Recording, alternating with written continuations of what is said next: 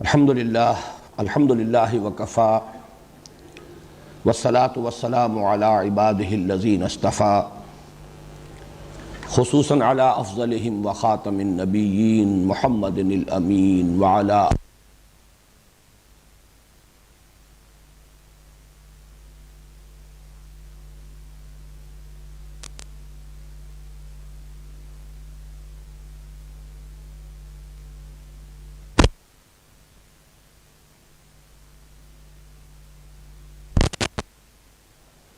فَأَمَّا الَّذِينَ فِي قُلُوبِهِمْ زَيْغٌ فَيَتَّبِعُونَ مَا تَشَابَهَ مِنْهُ ابْتِغَاءَ الْفِتْنَةِ وَابْتِغَاءَ وَمَا يَعْلَمُ تَأْوِيلَهُ إِلَّا اللَّهُ وَالرَّاسِخُونَ فِي الْعِلْمِ يَقُولُونَ مِنْ عِنْدِ رَبِّنَا وَمَا يَذَّكَّرُ إِلَّا أُولُو الْأَلْبَابِ وَقَالَ عَزَّ وَجَلَّ کتاب انزلناہ الیک مبارک لیدبروا آیاتہ ولیتذکر اولو الالباب صدق اللہ العظیم رب اشرح لی صدری ویسر لی امری واحلل عقدۃ من لسانی یفقہوا قولی اللہم ربنا الہمنا رشدنا واعذنا من شرور انفسنا اللہم ارنا الحق حقا وارزقنا اتباعہ وارنا الباطل باطلا وارزقنا اجتنابہ اللہم ارحمنا بالقرآن العظیم واجعلہ لنا اماما ونورا وہدا ورحمہ اللہم ذکرنا منہ ما نسینا وعلمنا منہ ما جہلنا وارزقنا تلاوتہ آناء اللیل وآناء النہار وَاجْعَلْهُ لَنَا حُجَّةً يَا رَبَّ الْعَالَمِينَ آمین۔ تعارف قرآن کے ضمن میں گزشتہ ہفتے 2 نشستوں میں ہم نے 10 عنوانات کے تحت کچھ بنیادی باتوں پر غور کیا۔ اس کا ایک اجمالی جائزہ پھر پیش کر رہا ہوں۔ پہلا عنوان تھا قرآن حکیم کے بارے میں ہمارا اجمالی عقیدہ۔ اس کے ضمن میں ایک بات کا اضافہ کرنا چاہ رہا ہوں کہ عقیدے کا لفظ قرآن اور حدیث کا نہیں ہے، یہ من جملہ ان اصطلاحات کے ہے کہ جو بعد میں وضع ہوئی ہیں۔ عقیدہ عقدہ سے بنا ہے، گرہ، اور اس کا صحیح ترجمہ انگریزی میں ہوگا ڈاگما، وہ شے جو کوئی انسان مانتا ہے، بلا دلیل مانتا ہے، بلا برہان مانتا ہے۔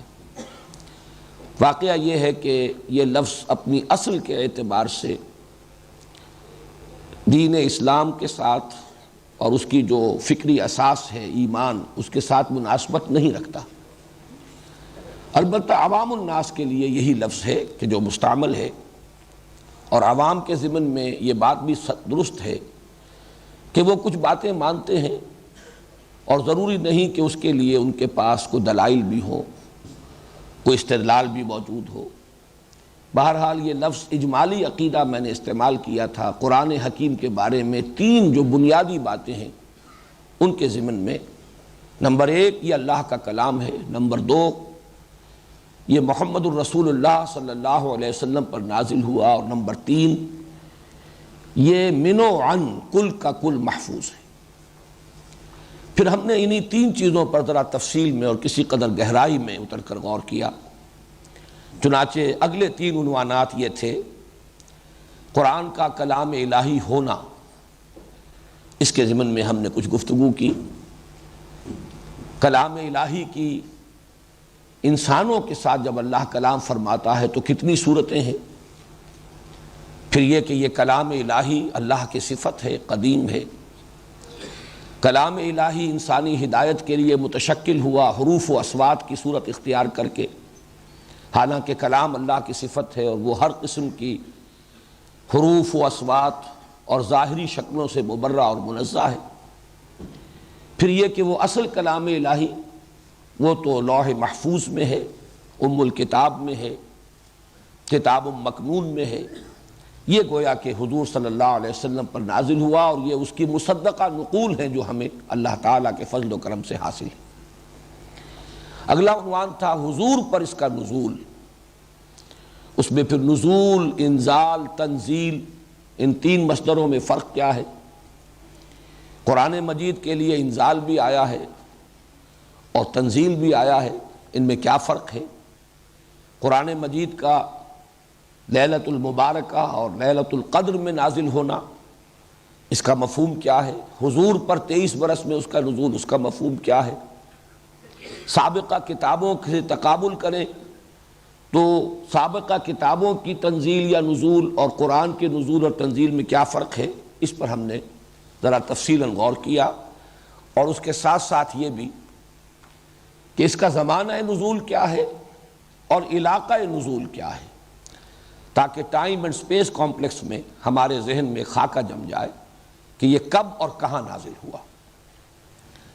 پھر چوتھی بحث تھی محفوظیت قرآن، اس کے ضمن میں اب میں کوئی مزید تفصیل میں نہیں جانا چاہتا۔ پانچویں بحث تھی قرآن کی زبان، یہ قریش اور حجاز کے بادیہ نشینوں کی زبان، اس میں قرآن حکیم نازل ہوا ہے۔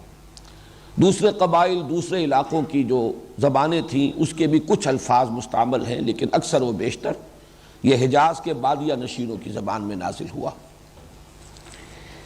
پھر یہ کہ کچھ الفاظ ایسے بھی ہیں گنتی کے جو معرب ہیں دوسری زبانوں سے، غیر عربی زبانوں سے، وہ عربی میں منتقل ہوئے ہیں اور وہ بھی قرآن حکیم میں مستعمل ہیں، لیکن وہ بھی شاذ ہیں۔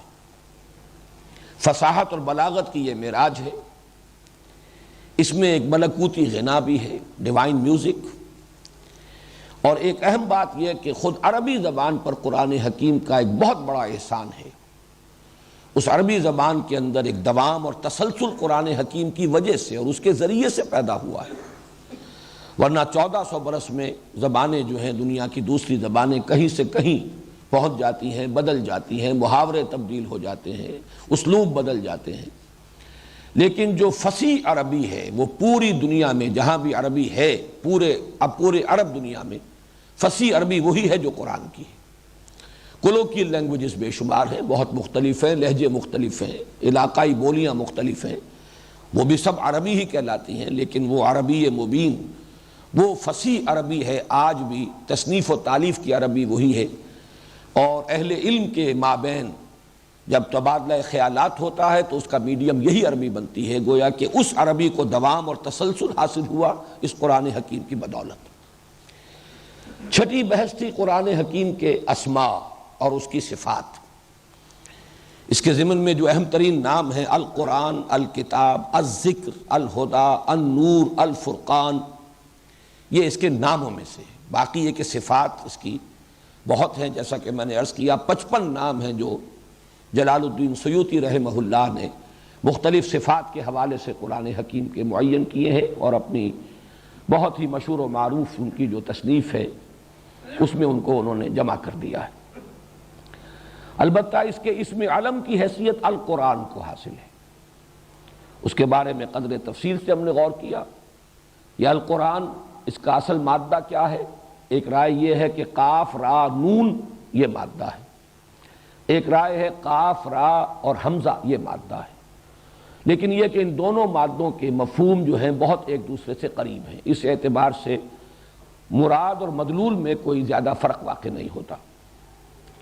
اگلی بحث تھی ساتویں اسلوب کلام، یہ شاعری نہیں ہے جس کی شدت سے نفی کی گئی، اگرچہ میں نے عرض کر چکا ہوں کہ جو جدید تصور ہے بلینک ورس کا، آزاد نظم کا، کہا جا سکتا ہے، یوں ہم نہیں کہیں گے کہ قرآن مجید کو ان سے مشابہت حاصل ہے، یوں کہیں گے کہ اس کو، ان بلینک ورس کو اور آزاد نظم کو کچھ قرآن حکیم سے مشابہت حاصل ہے۔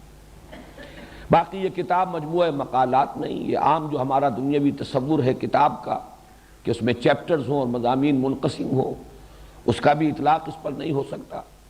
عام اسلوب خطبے کا ہے، تو میں نے عرض کیا تھا کہ اس کے لیے اگر اصطلاح ہمیں وضع کرنی ہی ہو تو ایک کلیکشن آف ڈیوائن اوریشنز، مجموعہ خطبات الہیہ۔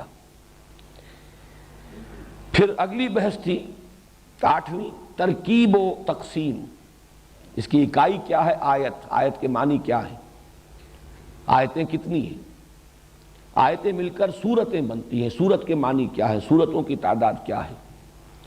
اس سے آگے سورتیں دور صحابہ میں صرف منزلوں یا احزاب کی شکل میں جمع تھیں، اس کے علاوہ کوئی اصطلاح جو ہے دور نبوی میں اور دور صحابہ میں موجود نہیں تھی۔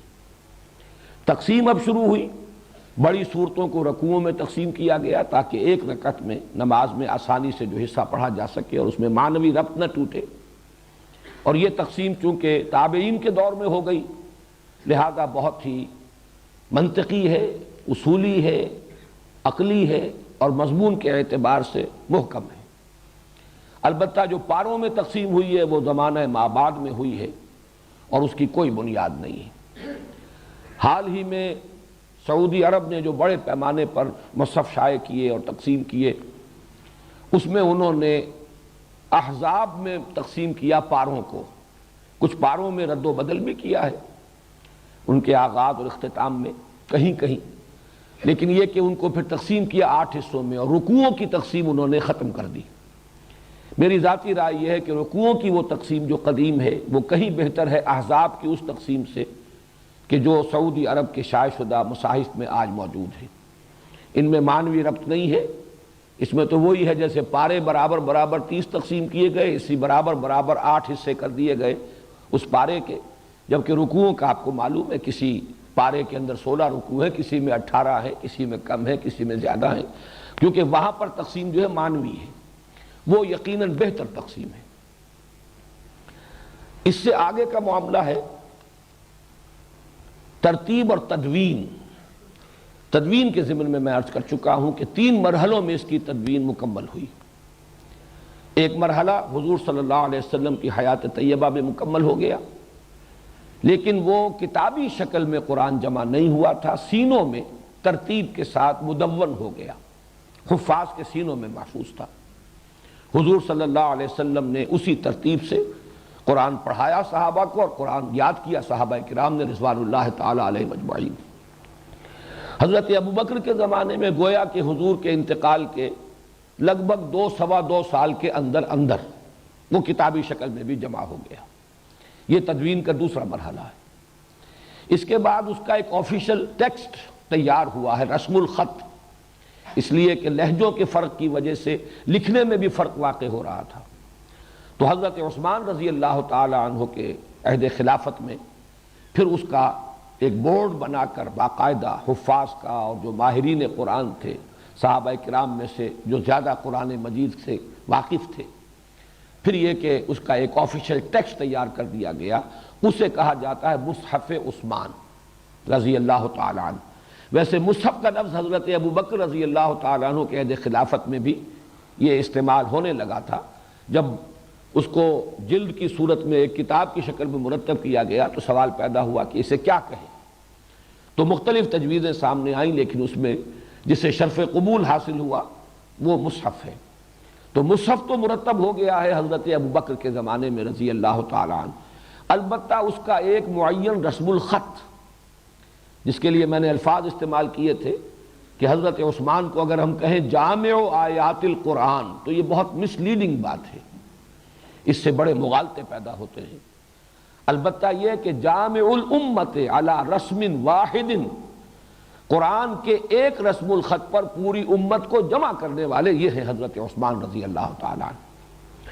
ترتیب کے ضمن میں اجمالاً میں وہ بھی بیان کر چکا ہوں کہ وہ 7 احزاب یا 7 منزلیں یہ تو دور صحابہ میں اور سلف میں موجود تھا، البتہ یہ کہ عہد حاضر میں بعض حضرات کی جو نگاہ ہے تحقیقی اس پر منکشف ہوا کہ قرآن حکیم 7 گروپوں میں بھی منقسم ہے، ہر گروپ میں ایک یا ایک سے زائد مکی اور پھر ایک یا ایک سے زائد مدنی صورت، یہ جمع ہو کر ایک گروپ بنتے ہیں، اور یہ گروپ بھی قرآن حکیم میں 7 ہی ہے۔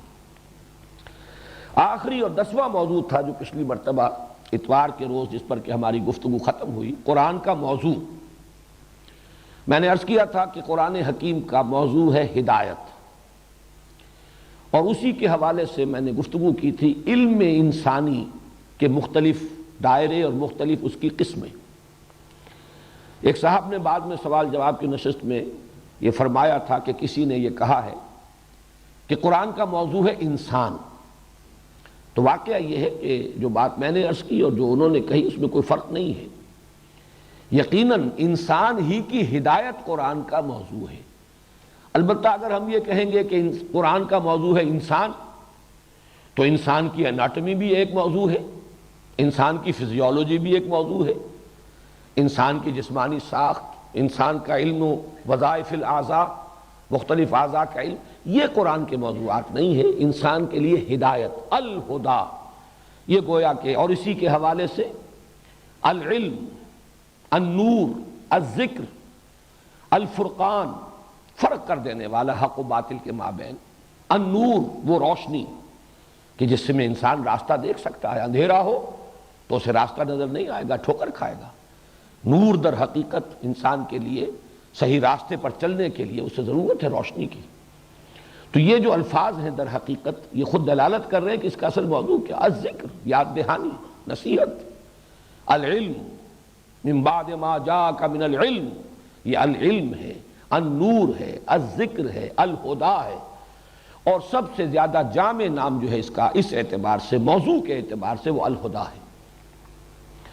البتہ جو بحث میں نے اس موضوع پر کی تھی اس کا میں تھوڑا سا اجمالی اعادہ آج پھر کر رہا ہوں اور اس میں حوالہ دینا چاہتا ہوں.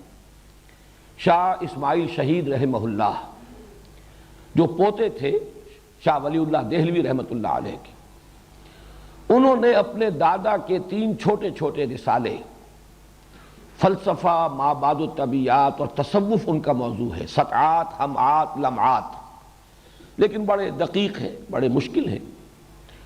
تو ان کا اپنا قول یہ ہے شاہ اسماعیل شہید کا کہ میں نے اپنے دادا کی ان تصانیف کی تسہیل کے لیے کتاب لکھی ہے ابقات. اسی وزن پر نام رکھا، سطعات، لمعات، ہمعات، ابقات.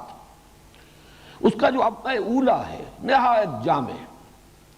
اور واقعہ یہ ہے کہ جو عظیم کلاسکس ہوتی ہیں، جو کتابیں جنہیں کہا جائے کہ چوٹی کی، ان میں آپ کو نظر آئے گا بعض ابواب جو ہیں بہت چھوٹے چھوٹے ہوتے ہیں. چنانچہ پرنس میکیاویلی کی کتاب، اس کے بعض ابواب جو، خود کتاب بھی بڑی چھوٹی ہے، بعض ابواب چند جملوں پر مشتمل. تو پہلا جو باب کہہ لیجئے اس کتاب کا، اس میں انسانی علم کے 3 دائرے معین کیے گئے. ایک ہے علم بالحواس، یہ انسانی علم کا پہلا دائرہ ہے. حواس جو ہمارے ہیں، ان سے ہمیں معلومات حاصل ہوتی ہیں، جنہیں آج کل ہم کہتے ہیں سینس ڈیٹا. آنکھ نے دیکھا، کان نے سنا، آپ نے میئرمنٹ کی، اس سے سب کچھ دیکھا. پھر اس کے بعد ہے علم بالعقل. اب اس سینس ڈیٹا کو پروسیس کرتا ہے یہ کمپیوٹر جو ہے، یہ دماغ، یہ عقل. اس میں استدلال، استنباط، اس کے لیے پھر اصول معین کیے گئے، منطق استخراجی اور منطق استقرائی نتائج اخذ کیے گئے. بہت سی چیزوں کو دیکھا، اس میں کوئی قدر مشترک نظر آئی، وہ اس سے ڈیڈیوس کر لی. اور اسی طریقے سے کسی چیز سے کسی چیز تک پہنچنے کے لیے استخراجی منطق کے اصول معین کیے گئے. تو یہ ہے علم بالعقل. تیسرا علم ہے شاہ اسماعیل شہید رحمۃ اللہ علیہ کے قول کے مطابق علم بالقلب. یہ علم بالقلب جو ہے یہ ہے در حقیقت ایک بالکل جداگانہ دائرہ. اس کا ایک حصہ وہ ہے جو دنیا میں پہلے بھی معروف رہا ہے، جس سے ہم کہتے رہے انٹیوشن، وجدان. آج اس کے لیے ایک اور اصطلاح مستعمل ہے، ایکسٹرا سینسری پرسیپشن، جس میں کہ حواس کو کوئی دخل نہیں. ظاہر بات ہے کہ عقل جو ہے اس کو، وہ تو محتاج ہے کہ حواس کے ذریعے سے جو معلومات اسے حاصل ہوں گی، جو سینس ڈیٹا اس کو ملے گا، وہ اسی کو پروسیس کرے گی. لیکن یہ ہے کہ حواس سے ماورا، گویا کہ عقل سے بھی ماورا، ان دونوں سے ماورا بھی کوئی سورس ہے انسان کے پاس، جس کو آج کہا جا رہا ہے ESP، ایکسٹرا سینسری پرسیپشن. اس سے پہلے ہمارے ہاں ادب میں اس کے لیے وجدان، انٹیوشن. یہ علم بالقلب جو ہے در حقیقت یہ ہے وہ خاصہ انسانی علم کا، جس کو کہ مادیین، مادہ پرست، وہ اس سے واقف نہیں ہے. پہلے دونوں علم تو دنیا کو معلوم ہے. اگر آپ قرآن کی طرف رجوع کریں گے تو سورہ بقرہ کے 4 رکوع میں ابتدا میں اس علم کا ذکر ہے، علم الاسماء کے عنوان سے، جو حضرت آدم علیہ السلام کو عطا فرمایا گیا. اور آخر میں ذکر ہے ہدایت کا، علم آدم الاسماء کلہا، یہ شروع میں، اور آخر میں جب خلافت کا چارج دیا گیا حضرت آدم علیہ السلام کو، تو جو چارٹر ہے اس کا ابدی چارٹر وہ یہ ہے فَإِمَّا يَأْتِيَنَّكُم مِّنِّي هُدًى فَمَن تَبِعَ هُدَايَ فَلَا خَوْفٌ عَلَيْهِمْ وَلَا هُمْ يَحْزَنُونَ وَالَّذِينَ كَفَرُوا وَكَذَّبُوا بِآيَاتِنَا أُولَٰئِكَ أَصْحَابُ النَّارِ هُمْ فِيهَا خَالِدُونَ۔ تو گویا کہ یہ دو علم بنتے ہیں۔ اب انسان حواس کے ذریعے سے جو علم حاصل کر رہا ہے اور عقل سے اس میں جو اضافے کرتا ہے، اس کا سب سے نمایاں جو حصہ ہے علم کا وہ ہے جو ہمارے مادی علوم ہے، فزیکل سائنسز کا علم۔ یہ علم ہے، اسی سے ٹیکنالوجی ہے۔ انسان نے مختلف چیزوں کے خواص معلوم کیے، کچھ قوانین فطرت، فزیکل چینج اور کیمیکل چینج کے جو اصول ہیں وہ دریافت کیے، پھر ان اصولوں کو جو کچھ معلومات حاصل ہوئی انہیں ایکسپلائٹ کیا، انہیں استعمال کیا، اور اس سے انسان کی یہ ٹیکنالوجی جو ہے وہ ترقی کرتی جا رہی ہے اور ابھی نہ معلوم کہاں تک پہنچے گی۔ یہ ایک علم ہے۔ البتہ انسان صرف اس علم پر قانع نہیں رہا، اس لیے کہ اس علم سے تو جزوی علم حاصل ہوتا ہے، بٹ بائی بٹ، ایک ایک جز، قدم بقدم، جبکہ انسان کی ایک ارج ہے، وہ ماہیت معلوم کرنا چاہتا ہے، کائنات کی حقیقت کیا ہے، میری حقیقت کیا ہے، علم کی حقیقت کیا ہے، خیر و شر کی حقیقت کیا ہے۔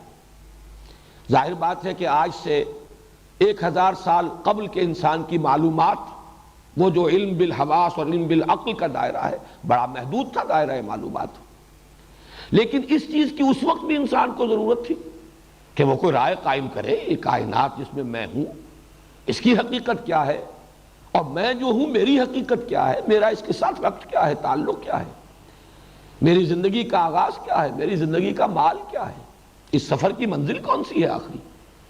یہ چیزیں اگر وہ معین نہیں کرتا تو کیا کروں کیا نہ کروں، کیا کرنا صحیح ہے کیا کرنا غلط ہے، اور یہ انسان کی ضرورت ہے۔ لہذا اس ضرورت کے تحت فلسفہ، یہ گویا کہ جب سے انسان نے سوچنا شروع کیا ہے، یہ فلسفہ بھی شروع ہو گیا کہ جو ان گتھیوں کو سلجھانا چاہتا ہے۔ ان گتھیوں کو سلجھانے کے لیے انسان نے پھر اپنے عقل کے گھوڑے دوڑائے، اپنی منطق کو استعمال کیا۔ فلسفہ، ما بعد الطبیعیات، میٹافزکس، الہیات، ایتھکس، اخلاقیات، نفس انسانی کی حقیقت، نفسیات، یہ تمام علوم جو ہیں یہ بھی انسانی علوم میں سے ہے۔ گویا کہ علم بالحواس اور علم بالعقل کے نتیجے میں یہ دو علم وجود میں آئے، ایک فزیکل سائنسز کا علم جس کا تعلق ہے ٹیکنالوجی سے، دوسرا جس کو آپ کہیں فلسفی ہے، سوشالوجی ہے، نفسیات انسانی کا معاملہ ہے، اخلاقیات کا معاملہ ہے۔ تو اب یہ جان لیجئے کہ خدا، جس کی کہ تکمیلی شکل الہدا ہے قرآن حکیم، اس کا موضوع وہ علم انسانی کا دائرہ اول نہیں ہے۔ یہ سائنس کی کتاب نہیں ہے، سائنس پڑھانے نہیں آئی، ٹیکنالوجی سکھانے نہیں آئی، انبیاء اس لیے نہیں بھیجے گئے۔ اگرچہ قرآن حکیم میں سائنٹیفک فینومینا کی طرف ریفرنسز ہیں اور وہ لازماً درست ہیں، لیکن یہ کہ وہ اصل موضوع نہیں ہے قرآن کا، اور ان کے ضمن میں ظاہر بات ہے کہ ان کی حقیقت اور ان کی اصل ماہیت کو سمجھنا جو ہے، اس میں جیسے جیسے انسان کے سائنٹیفک علم میں تدریجاً ترقی ہوئی ہے، اسی طریقے سے ان ریفرنسز کو سمجھنا بھی انسان کے لیے تدریجاً ممکن ہو رہا ہے۔ البتہ قرآن کا اصل موضوع کیا ہے؟ وہ مابعد الطبیعیات، نفسیات۔ قرآن نے جو الہیات اور مابعد الطبیعیات دیے ہیں اس کا ایک مجموعی نام ایمان ہے۔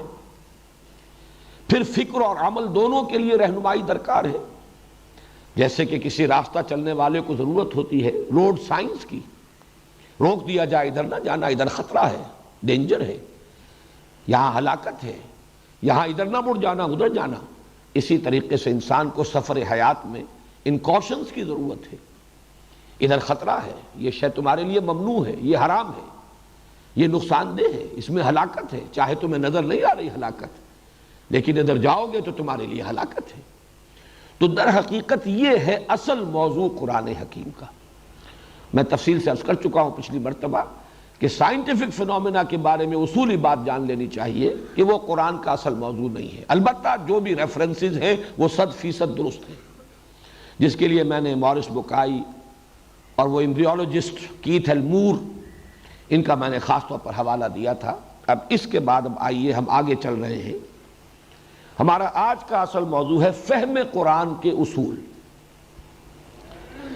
فہم قرآن کے اصول کے تحت مجھے قرآن کے اصول تفسیر بیان کرنا مطلوب نہیں ہے، اس لیے کہ وہ اپنی جگہ پر ایک بہت بڑا موضوع ہے۔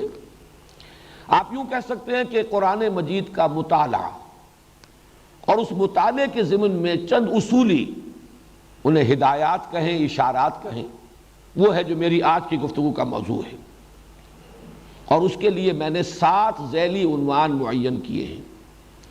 آج اگر یہ بیان مکمل ہو جائے تو میں کافی سمجھوں گا، اور پھر کچھ اور موضوعات بھی تعارف قرآن کے ضمن میں باقی رہ جائیں گے جو انشاءاللہ ہم کل مکمل کریں گے۔ سورہ فاتحہ کے درس کی نوبت جو ہے وہ انشاءاللہ اب اگلے ہفتے آئے گی۔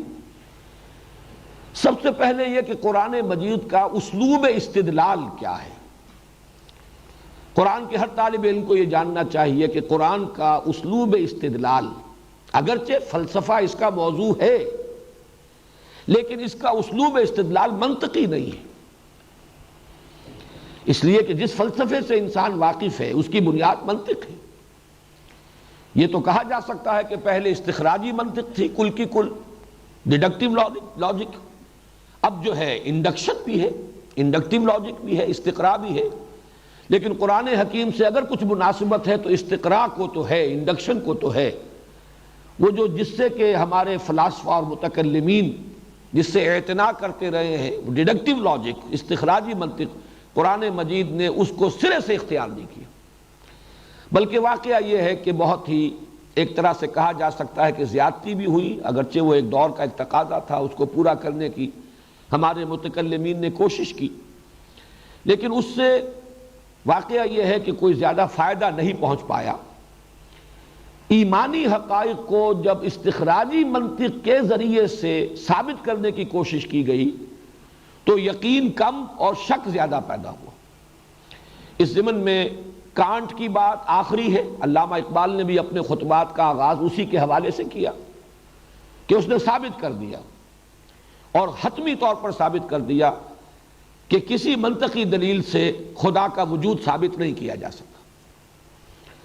منطق میں آپ ایک دلیل لائیں گے اللہ کی ہستی کے لیے، اس بات کے لیے، دوسری دلیل منطق کی اسے کاٹ دے گی، منطق کو کاٹ دیتی۔ لہذا قرآن کا اسلوب جو ہے، اگرچہ اس نے کہیں کہیں منطق کو بھی استعمال کیا ہے، لیکن وہ بھی منطقی اصطلاحات میں نہیں۔ قرآن مجید کا اسلوب استدلال ہے فطری۔ اس سے مراد کیا ہے؟ اس فطری استدلال کے لیے ایک اور لفظ بھی میں استعمال کر رہا ہوں، خطابی انداز، جس کو بعض فلاسفہ اور اہل منطق جو ہے استحقاراً یہ لفظ استعمال کرتے ہیں، خطابی دلیل ہے۔ یہ خطابی دلیل در حقیقت کسے کہتے ہیں؟ جیسے کہ میں نے عرض کیا تھا کہ ایک خطیب ہے، خطیب جب خطبہ دیتا ہے تو جہاں وہ عقلی دلائل دیتا ہے وہاں جذبات سے بھی اپیل کرتا ہے۔ یہ جو اس کے اندر اس کے پروفاؤنڈنس پیدا ہوتی ہے خطبے میں، ایک لیکچر ہے، اس لیکچر میں زیادہ تر جو ہے دار و مدار اور انحصار ہوتا ہے منطق پر، دلیل پر، جو عقل کو قائل کر سکے۔ لیکن خطیب اگر شعلہ بیان خطیب ہے وہ انسان کے جذبات کو بھی اپیل کرتا ہے، اس کو کہا جاتا ہے خطابی دلیل۔ خطبے سے خطابی دلیل، یہ لفظی جو مناسبت ہے وہ بھی ذہن میں رکھ لیجئے۔ تو واقعہ یہ ہے کہ یہ خطابی انداز اور خطابی استدلال قرآن حکیم نے استعمال کیا ہے، لیکن اس کی اصل بنیاد کیا ہے؟ کہ انسان کی جو فطرت ہے، جو بیسک نیچر ہے، اس میں کچھ حقائق موجود ہیں، ان حقائق کو ابھارنا مقصود ہے۔ انسان کو آمادہ کیا جائے کہ ذرا اپنے من میں ڈوب کر پا جا سراغ زندگی۔ یہ عقل اور منطق جو ہے بڑا اس کا دائرہ محدود ہے، تنگ ہے، اپنے اندر جھانکو، اپنے من میں ڈوب کر پا جا سراغ زندگی۔ تو انسان کے اندر صرف عقل ہی نہیں ہے، کچھ اور بھی ہے۔ غافل تو نرا صاحب ادراک نہیں ہے نور تجلی بھی اسی خاک میں پنہاں، کوئی اور شے بھی ہے، اس شے کو اپیل کرنا تاکہ انسان فطرت کی بنیاد پر اپنے اندر جھانکے اور محسوس کرے کہ ہاں یہ ہے، چاہے دلیل اس کے لیے کوئی منطقی دلیل پیش نہ کی جا سکتی ہو۔ یہ ہے در حقیقت قرآن کا فطری طرز استدلال۔ جیسے کہ کسی کی آنکھوں میں آنکھیں ڈال کر اس سے کوئی بات جو ہے وہ کہہ رہا ہے کچھ اور، لیکن اسے توجہ دلائی جائے، ذرا غور کرو، ذرا سوچو، اپنے اندر جھانکو۔ میں اس کی ایک مثال دے رہا ہوں، جیسے سورہ ابراہیم کی آیت نمبر 10 میں فرمایا گیا اَفِي اللَّهِ شَكٌّ فَاطِرِ السَّمَاوَاتِ وَالْأَرْضِ، کیا اللہ کی ہستی میں کوئی شک ہے جو آسمانوں اور زمین کا پیدا کرنے والا ہے؟ اب یہاں کوئی منطقی دلیل تو نہیں ہے، لیکن یہ کہ آمادہ کیا جا رہا ہے، جھانکو اپنے اندر، تمہیں اپنے اندر ثبوت ملے گا، تمہیں اپنے اندر شہادت ملے گی۔ اسی طریقے سے جیسے آنکھوں میں آنکھیں ڈال کر بات کی جاتی، اَإِنَّكُمْ لَتَشْهَدُونَ أَنَّ مَعَ اللَّهِ آلِهَةً أُخْرَىٰ قُل لَّا أَشْهَدُ، کیا تم واقعی اس بات کی گواہی دے رہے ہو کہ اللہ کے سوا کوئی اور الہ بھی ہے؟ یعنی تم کہہ تو رہے ہو، سوچو تو صحیح کیا کہہ رہے ہو؟ کیا تمہاری فطرت اسے تسلیم کرتی ہے؟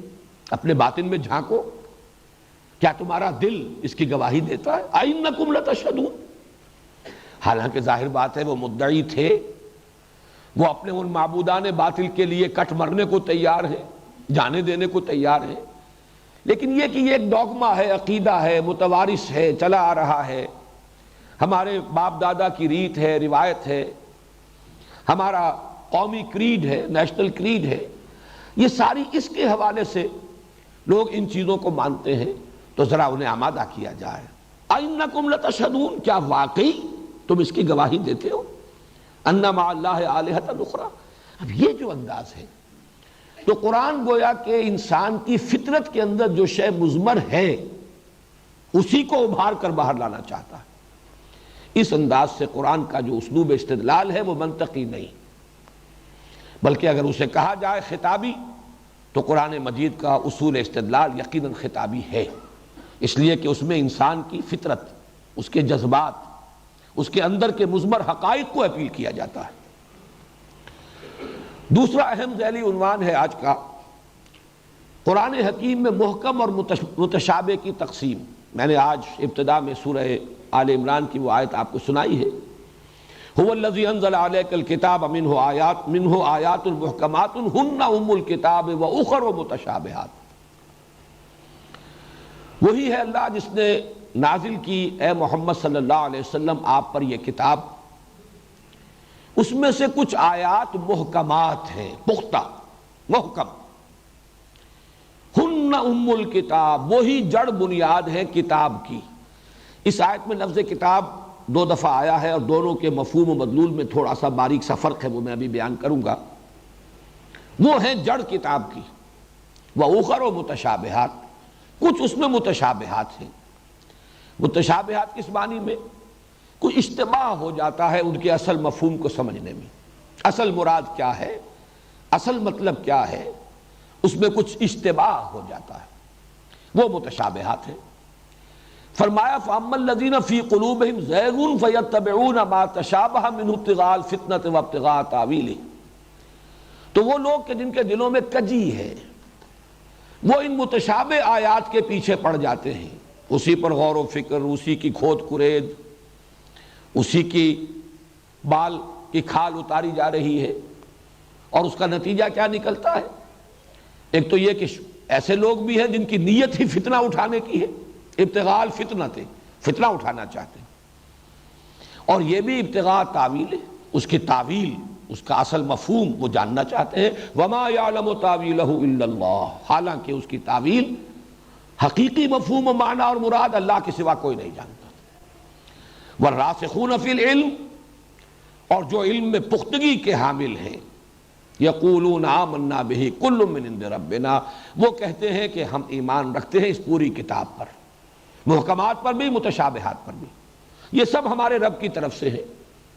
وما یذکر الا اولو الالباب، لیکن یہ نصیحت اور یہ تذکر نہیں حاصل کرتے مگر وہی جو ہوش مند ہے، عقل مند ہے۔ اللہ تعالی ہمیں ان عقل مندوں میں، ہوش مندوں میں شامل کرے، راسخون فی العلم میں ہمارا شمار ہو۔ لیکن اگر ہم یہ چاہتے ہیں تو جاننا چاہیے یہ محکم اور متشابہ سے مراد کیا ہے، فرق کیا ہے ان میں۔ اس اعتبار سے میں عرض کروں گا کہ محکم قطعی وہ محکم کہ جن کے محکم ہونے میں نہ پہلے کوئی شبہ ہو سکتا تھا، نہ اب ہوگا، نہ کبھی آئندہ ہوگا، وہ تو قرآن حکیم کے اوامر و نواہی ہیں، ڈوز اینڈ ڈونٹس، یہ کرو یہ مت کرو، یہ حرام یہ حلال، یہ جائز یہ ناجائز، یہ پسندیدہ یہ ناپسندیدہ، یہ اللہ کو پسند اور یہ اللہ کو ناپسند۔ یہ جو عملی حصہ ہے قرآن کا در حقیقت اصل محکمات وہی ہیں۔ یہی وجہ ہے میں توجہ دلا رہا ہوں کہ یہ کتاب کا لفظ اس آیت میں آیا ہے 2 مرتبہ۔ پہلے آیا ہے بحیثیت مجموعی پوری کتاب، پورا قرآن، هو الذی انزل علیک الکتاب منہ آیات محکمات ہن ام الکتاب۔ یہ دوسری مرتبہ جو لفظ کتاب آیا ہے وہ اسی مفہوم میں ہے کہ کتاب کا لفظ خاص طور پر قرآن مجید کا جو عملی ہدایات پر مشتمل حصہ ہے اس کے لیے یہ مخصوص ہے۔ جہاں کوئی شے واجب کی جاتی ہے، کتب علیکم القتال، کتب علیکم الصیام، کتب علیکم اذا حضر احدکم الموت ان ترک خیرا للوصیہ، واجب لازم کر دیا گیا، ان الصلاۃ کانت علی المؤمنین کتابا موقوتا، وَلَا تَعْزِمُوا عُقْدَةَ النِّكَاحِ حَتَّى يَبْلُغَ الْكِتَابُ أَجَلَهُ۔ کتاب یہاں مراد ہے وہ حکم جو دیا گیا ہے، جب تک کہ عدت پوری نہ ہو جائے اس وقت تک اب دوسرا نکاح جو ہے اس کے لیے عقدہ نکاح نہیں باندھا جائے گا جب تک کہ وہ عدت نکاح جو اس کا قانون ہے اس کا تقاضا پورا نہ ہو جائے۔ تو اس معنی میں ہن ام الکتاب، قانون، شریعت، عملی ہدایات، ڈوز اینڈ ڈونٹس، اوامر اور نواہی اصل جو ہے وہ ہے در حقیقت محکمات، منہ آیات محکمات ہن ام الکتاب۔ متشابہات جو دائمی متشابہات ہیں، مستقل متشابہات ہیں، وہ کون سی ہیں؟ عالم غیب اور اسی کے ضمن میں عالم برزخ اور عالم آخرہ۔ عالم غیب میں عالم ارواح ہے اس وقت بھی، یہ بھی ہماری نگاہوں سے اوجھل ہے۔ عالم ارواح ملائکہ کا عالم، پھر جس کے لیے ایک اور اصطلاح بھی شاہ ولی اللہ نے استعمال کی، عالم امثال، یا عالم برزخ یا عالم آخرہ، یہ سب در حقیقت وہ دائرہ ہے کہ جس کی حقیقتوں کو کما حق ہو، جیسی کہ وہ ہیں، کما ہیا، سمجھنا ہمارے لیے اس زندگی میں محال ہے، ناممکن ہے۔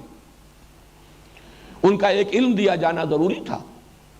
وہ مابعد الطبیعات ایمانیہ جو ہے اس کے لیے ضروری ہے کہ اس کا ایک اجمالی خاکہ تو ہو۔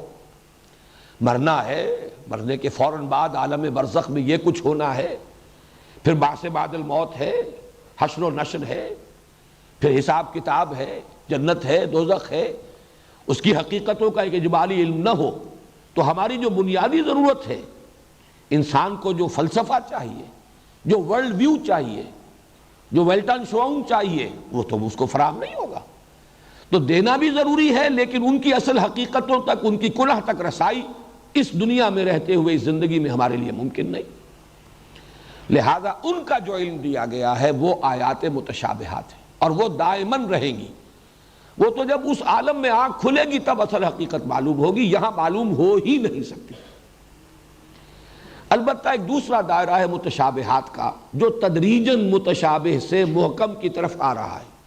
یہ میں چاہتا ہوں، چونکہ میں نے آج پھر اسی لیے تفصیل سے وہ قرآن کے موضوع پر دوبارہ وہ ساری باتیں جو ہیں دہرائیں، وہ دائرہ کہ جو فزیکل فینومینا سے متعلق ہے۔ آج سے 1000 سال پہلے اس کا دائرہ بہت وسیع تھا، آج اس کا دائرہ کچھ محدود ہوا ہے، کم ہوا ہے۔ اب بھی بہت سے حقائق ہیں جنہیں ہم نہیں جان سکتے۔ 7 آسمانوں کی کیا حقیقت ہے آج تک ہمیں معلوم نہیں۔ ہو سکتا ہے کچھ اور آگے چل کر ہمارا یہ فزیکل سائنسز کا علم اس حد تک پہنچ جائے کہ آنکھ کھل جائے کہ ٹھیک ہے، یہ ہے وہ بات جو قرآن نے کہی تھی 7 آسمانوں کے ضمن میں۔ لیکن اس وقت یہ ہمارے لیے متشابہات میں سے ہے۔ لیکن یہ کہ اس سے پہلے ایک آیت کل فی فلک یسبحون، ہر شے تیر رہی ہے، ہر شے حرکت میں ہے۔ اب اس کو انسان نہیں سمجھ سکتا تھا، لیکن یہ کہ آج یہ حقیقت محکم ہو کر سامنے آ چکی ہے۔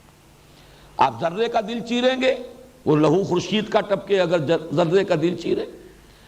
اگر آپ سولر سسٹم کو لیں تو ہر چیز حرکت میں ہے، گلیکسی کو دیکھیں تو وہ ہر شے حرکت میں ہے، گلیکسیز ایک دوسرے سے بھاگ رہی ہیں، فاصلہ بڑھتا چلا جا رہا ہے، حرکت میں ہے۔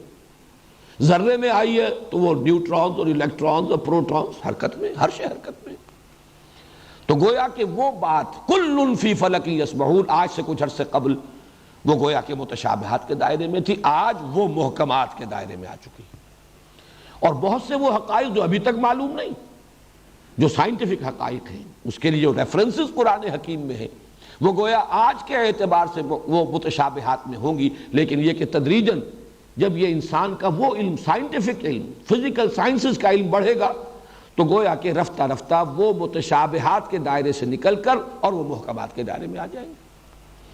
البتہ اصل محکم اوامر اور نواہی، اور وہی در حقیقت ہن ام الکتاب، ہدایت عملی تو اسی پر مشتمل ہے۔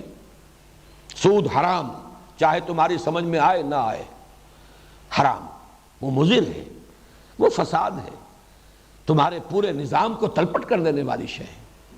تو اوامر و نواہی یہ ہے مستقل اور اصل محکمات، ہن ام الکتاب۔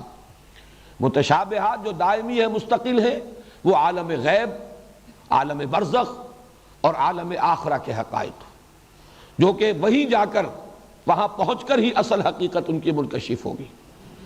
لیکن یہ کہ درمیان میں وہ جو معاملات ہیں تدریجاً سائنسی حقائق جو ہیں جن کا انکشاف ہو رہا ہے تدریج کے ساتھ، تو گویا کہ وہ متشابہات کی فہرست سے نکل کر محکمات کے دائرے میں آ رہے ہیں۔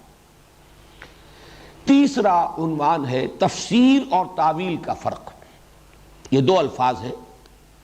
ابھی ہم نے جو آیت پڑھی ہے اس میں وما یعلم تاویلہ الا اللہ، اس کی تعویل کو نہیں جانتا مگر اللہ، کوئی نہیں جانتا۔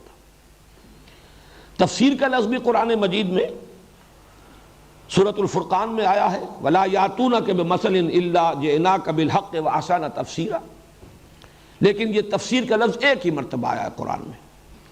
تعویل کا لفظ جو ہے وہ 17 بار آیا ہے، اور اس کے کچھ اور بھی مفاہیم ہیں، کچھ اور چیزوں پر بھی اس کا اطلاق ہوا ہے قرآن کے علاوہ۔ ان میں فرق کیا ہے؟ عام طور پر یہ خیال ہے کہ تفسیر جو ہے زیادہ الفاظ، ان کا مادہ، کہاں سے مشتق ہیں، اب کس شکل میں ہے، کیا مفہوم ہے، زیادہ تر تفسیر کا تعلق اس سے ہے۔ ویسے تفسیر فا سین را کہا گیا ہے کہ یہ سین فا را، صفر جس سے بنا ہے، جس کا مفہوم روشنی بھی ہے، کتاب بھی ہے، تو یہ گویا کہ اسی کی مقلب شکل ہے، وہی حروف جو ہے ذرا آگے پیچھے ہو گئے، لفظ ایک ہی ہے، کھولنا کسی شے کا، کسی چیز کو روشن کر دینا۔ لیکن زیادہ تر یہ مفردات سے متعلق، الفاظ سے متعلق، اور تعویل جو ہے وہ بحیثیت مجموعی کلام کا اصل مدلول، اس سے مراد کیا ہے، اس سے اصل مقصود کیا ہے، اس کی اصل حقیقت کیا ہے۔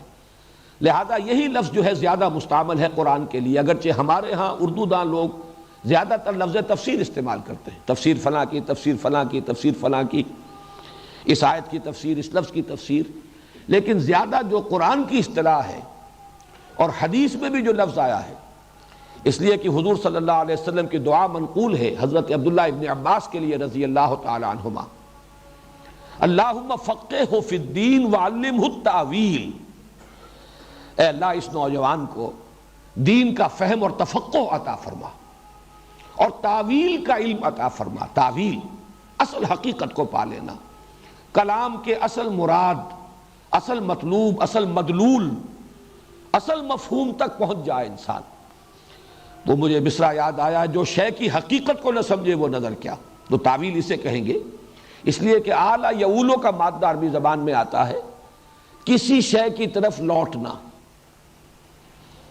آل اسی لیے کہتے ہیں فلاں کی آل، یعنی وہ اپنی نسبت کرتے ہیں اس ہستی کی طرف. آل فرعون، اس کے معنی جو ہے فرعون کی اولاد نہیں ہے، فرعونی، فرعون والے، فرعون ہی کو اپنا مقتدی مانتے تھے، جو فرعون ہی کی اطاعت کرتے تھے، اس اعتبار سے وہ آل فرعون ہے. آلا یعولو لوٹنا کسی شے کی طرف، اسی معنی میں کسی عبارت کو اس کے اصل مفہوم کی طرف لوٹانا، یہ ہے تعویل. تو تفسیر اور تعویل کے مابین اس فرق کو ذہن میں رکھیے. اب چوتھا عنوان ہے جو اس سے متعلق ہے، تعویل عام اور تعویل خاص. قرآن حکیم میں کوئی آیت ہے یا چند آیات کا مجموعہ ہے یا کوئی خاص مضمون ہے جو چند آیات میں مکمل ہو رہا ہے، اس پر غور کرنے میں دو مرحلے ہمیشہ پیش نظر رہنے چاہیے. ایک تعویل خاص. تعویل خاص سے مراد کیا ہے؟ جیسا کہ میں نے عرض کیا تھا اور آج بھی دہرایا ہے کہ قرآن حکیم نازل ہوا ایک خاص ٹائم اینڈ سپیس کمپلیکس میں، ایک خاص بیک گراؤنڈ ہے اس کا.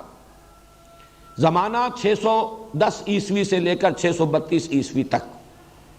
علاقہ حجاز کا علاقہ. زیادہ سے زیادہ چند آیات کہی جا سکتی ہیں سفر تبوک میں آتے اور جاتے جو نازل ہوئی ہوں گی، انہیں کہہ سکتے ہیں کہ خارج از حجاز، ورنہ یہ کہ حضور صلی اللہ علیہ وسلم کی حیات طیبہ میں آپ کے جو اسفار ہیں وہ یہی ہے کہ قرآن کا اکثر و بیشتر حصہ تو مکی ہے، ہجرت سے قبل جو نازل ہوا مکے میں اور اس کے گرد و نواح میں نازل ہوا. باقی پھر مدینہ منورہ میں یا کبھی آپ خیبر کی طرف جا رہے ہیں جاتے آتے جو آیات نازل ہو گئی. تو بہرحال ایک خاص ٹائم اینڈ سپیس ہے کمپلیکس، اس میں قرآن نازل ہوا. اور ظاہر بات ہے کہ اس علاقے میں جو لوگ آباد تھے ان کے عقائد کیا تھے، ان کے نظریات کیا تھے، ان کی معاشرت کیا تھی، ان کی ذہنی سطح کیا تھی، یہ اگر ملحوظ نہ رکھی جاتی یہ تمام چیزیں تو ان تک ابلاغ ہو ہی نہیں سکتا تھا. اگر انہیں فلسفہ پڑھانا شروع کر دیا جاتا، جبکہ وہ غیر فلسفی قوم تھے، وہ تو امی تھے، پڑھے لکھے لوگ بھی نہیں تھے، اگر انہیں سائنس پڑھانی شروع کر دی جاتی تو ظاہر بات ہے وہ باتیں ان کے سروں کے اوپر سے گزر جاتی. وہ تو ان کے وجود میں پیوست ہو گئی آیات قرآن کی. وہ اس لیے کہ کوئی بیریئر نہیں تھا، ڈائریکٹ کمیونیکیشن، از دل خیزت بر دل ریزت. اس اعتبار سے پورے قرآن کا ایک شان نزول کہیے، ویسے شان نزول کا لفظ آتا ہے کسی خاص آیت کا کہ یہ اس واقعے پر نازل ہوئی، اس شخص سے متعلق نازل ہوئی، لیکن یہ کہ میں اس وقت عرض کر رہا ہوں کہ وہ جو میں نے آپ کے سامنے ایک نقشہ رکھا 610 عیسوی سے 632 عیسوی تک اور حجاز کا علاقہ، یہ گویا کہ یہ ٹائم اینڈ سپیس ایک مجموعی شان نزول ہے قرآن حکیم کی. اس میں نازل ہوا، وہاں کے حالات، اس عرصے کے واقعات، اس میں تدریجاً جو تبدیلی ہوئی حالات میں، پھر کون لوگ اس کے مخاطب تھے، وہ مکے والوں کے کیا عقائد تھے، کیا ان کی رسمیں تھیں، کیا ریتیں تھیں، کیا نظریات تھے، کیا مسلمات تھے ان کے نزدیک، کیا ان کی دلچسپیاں تھیں. یہ گویا کہ مجموعی طور پر قرآن کو جب آپ اس کانٹیکسٹ میں رکھیں گے، اس کانٹیکسٹ میں رکھ کر جب اس پر غور کریں گے تو یہ تعویل خاص ہوئی. اسی کو جب آپ مزید تفصیل میں جائیں گے، یہ واقعہ اس وقت نازل ہوا، یہ آیت اس وقت نازل ہوئی، فلاں واقعے پر نازل ہوئی، وہ واقعہ اس کے پس منظر میں ہے، یہ شان نزول ہے. اس کے اعتبار سے بھی تعویل خاص یعنی قرآن مجید کی کسی آیت یا چند آیات پر غور کرتے ہوئے اولاً اس کو اس کانٹیکسٹ میں رکھ کر غور کرنا.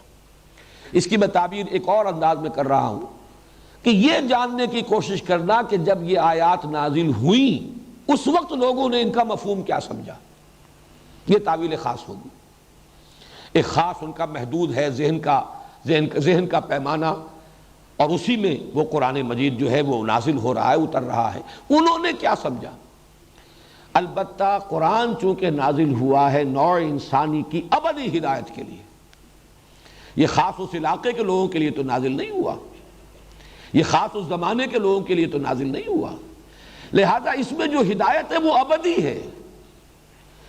اس اعتبار سے تعویل عام کرنی ہوگی. تعویل عام کے اعتبار سے اب الفاظ پر غور کیجئے، الفاظ کیا استعمال کیے گئے، ان الفاظ کا در و مشت کیا ہے، یہ الفاظ جڑ کر جب ترکیبوں کی شکل اختیار کرتے ہیں کیا ترکیبیں بنی ہیں، پھر ان آیات کا باہمی ربط کیا ہے، سیاق و سباق کیا ہے۔ کوئی آیات نازل ہوئی ہے خاص کانٹیکسٹ میں، وہ تو اس کا واقعاتی پس منظر ہے، وہ واقعاتی پس منظر جو ہے وہ تعویل خاص کا جز بنے گا، لیکن یہ جو ترتیب ہے قرآن کی اس میں یہ آیات کس سلسلے میں وارد ہوئی ہے، کس صورت میں آئی، اس کا عمود کیا ہے، اس صورت کا جوڑا کون سا ہے، پھر وہ صورتیں کس گروپ میں شامل ہے، مکی اور مدنی صورتوں والے گروپ میں، اس کا مرکزی مضمون کیا ہے، اس کانٹیکسٹ میں رکھ کر سیاق و سباق متن کا، ایک سیاق و سباق ہے واقعات کا، وہ ہے شان نزول، اس کے لیے تو اس سے تو ہمیں معلوم ہوگی اس آیت کی تعویل خاص، اور جب ہم اس اعتبار سے غور کریں گے اس ترتیب کے ساتھ قرآن مجید میں جن آیات کو جس ترتیب سے رکھا گیا ہے، اور یہی میں نے جیسا کہ عرض کیا اصل حجت یہی ہے، یہی اصل ترتیب ہے، یہی لوح محفوظ کی وہ جو اصل قرآن ہے وَإِنَّهُ فِي أُمِّ الْكِتَابِ لَدَيْنَا لَعَلِيٌّ حَكِيمٌ، یہ اس کی ترتیب ہے، وہ ہوگا تعویل عام۔ اس کے اعتبار سے ایک اصولی جملہ جو ہے وہ اگر یاد کر سکیں تو کیجئے، الاعتبار لعموم اللفظ لا لخصوص السبب، اصل اعتبار ہوگا الفاظ کے عموم کا، الفاظ جو استعمال ہوئے ان کے معنی کیا ہے، ان کا مفہوم کیا ہے، اس کا مدلول کیا ہے، کلام عرب سے نظائر لائے جائیں، عرب اس لفظ کو استعمال کرتے تھے تو کس معنی میں استعمال کرتے تھے، اس لفظ کے عموم کو، الاعتبار لعموم اللفظ لا لخصوص السبب، جو سبب نزول ہے، جو شان نزول ہے، اصل اعتبار اس کا نہیں ہوگا، لیکن اس کے یہ معنی بھی نہیں ہے کہ آپ اس کو نظر انداز کر دیں۔ اس میں جو متوازن بات ہوگی وہ یہی ہے کہ پہلا غور کیجئے، پہلا اس پر تدبر کیجئے اس حوالے سے کہ تعویل خاص کیا ہے، کب نازل ہوئی، کس کانٹیکسٹ میں نازل ہوئی، کیا پس منظر ہے واقعاتی جس میں یہ آیات نازل ہوئی، اور اس وقت لوگوں نے جب یہ نازل ہوئی کیا سمجھا، اور ایک یہ ہے کہ اب ابدی ہدایت کا سرچشمہ ہونے کے ناطے اب اس کے عموم کے اوپر غور کیا جائے، تو الاعتبار لعموم اللفظ لا لخصوص السبب، یہ اصول ہے گویا کہ، اور اس میں تعویل خاص اور تعویل عام کے اس فرق کو ذہن میں رکھیے۔ پانچواں موضوع ہے اس مطالعہ قرآن کے لیے جو اصولی باتیں پیش نظر رہنی چاہیے، ان میں تذکر بمقابلہ تدبر۔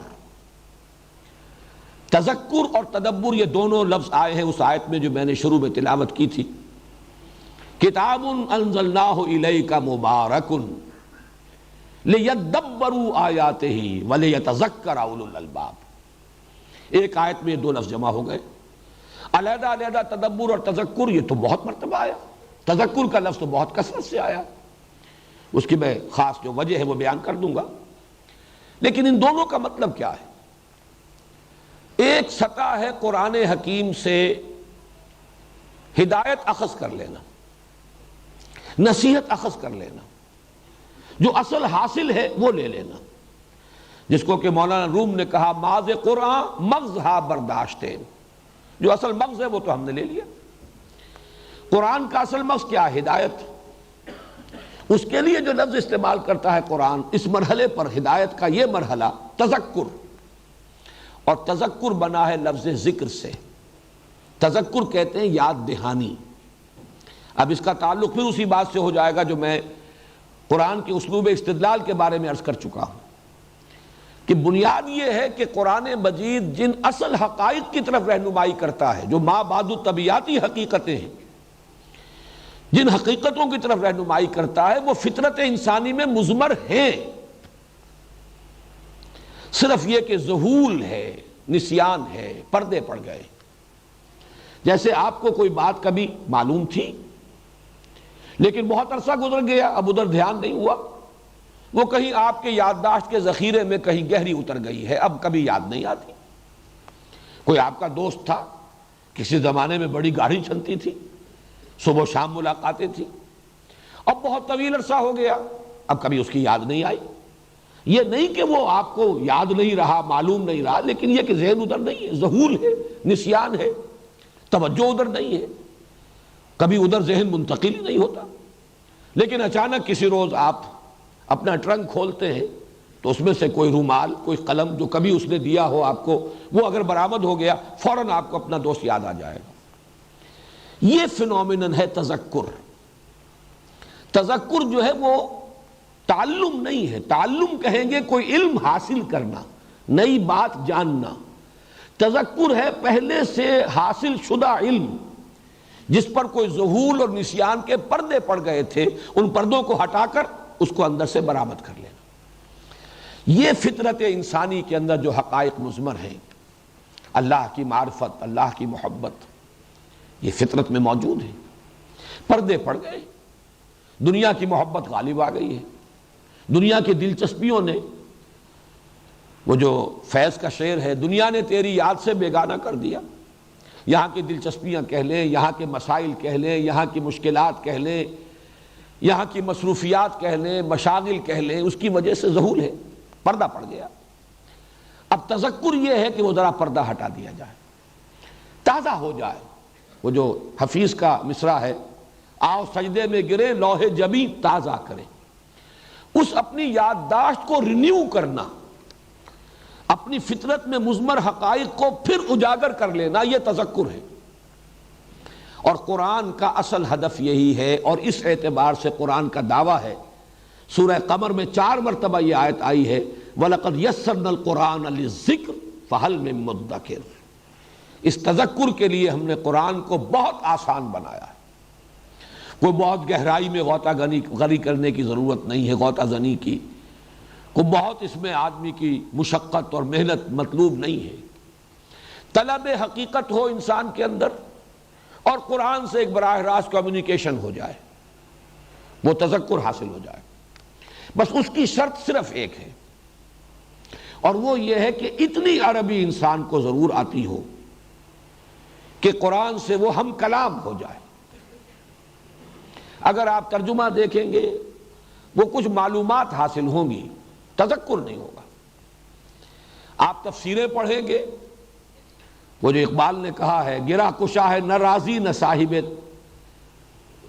نہ صاحب کشاف، ان سے آپ کو معلومات حاصل ہو سکتی ہیں۔ ایک لفظ کی بحث ہو جائے گی، کہاں سے چلا کہاں پہنچا، کیا لغت ہے کیا نحو ہے، لیکن یہ کہ ایک جو تذکر کا عمل ہے، فینومینن، کہ آپ کے اندر کے مضمر حقائق ابھر کر آپ کے شعور کی سطح پر دوبارہ آ جائیں، یہ تذکر جو ہے اس کے لیے اتنی عربی سے واقفیت کہ آپ براہ راست ہم کلام ہو، کمیونیکیشن براہ راست ہو رہا ہو۔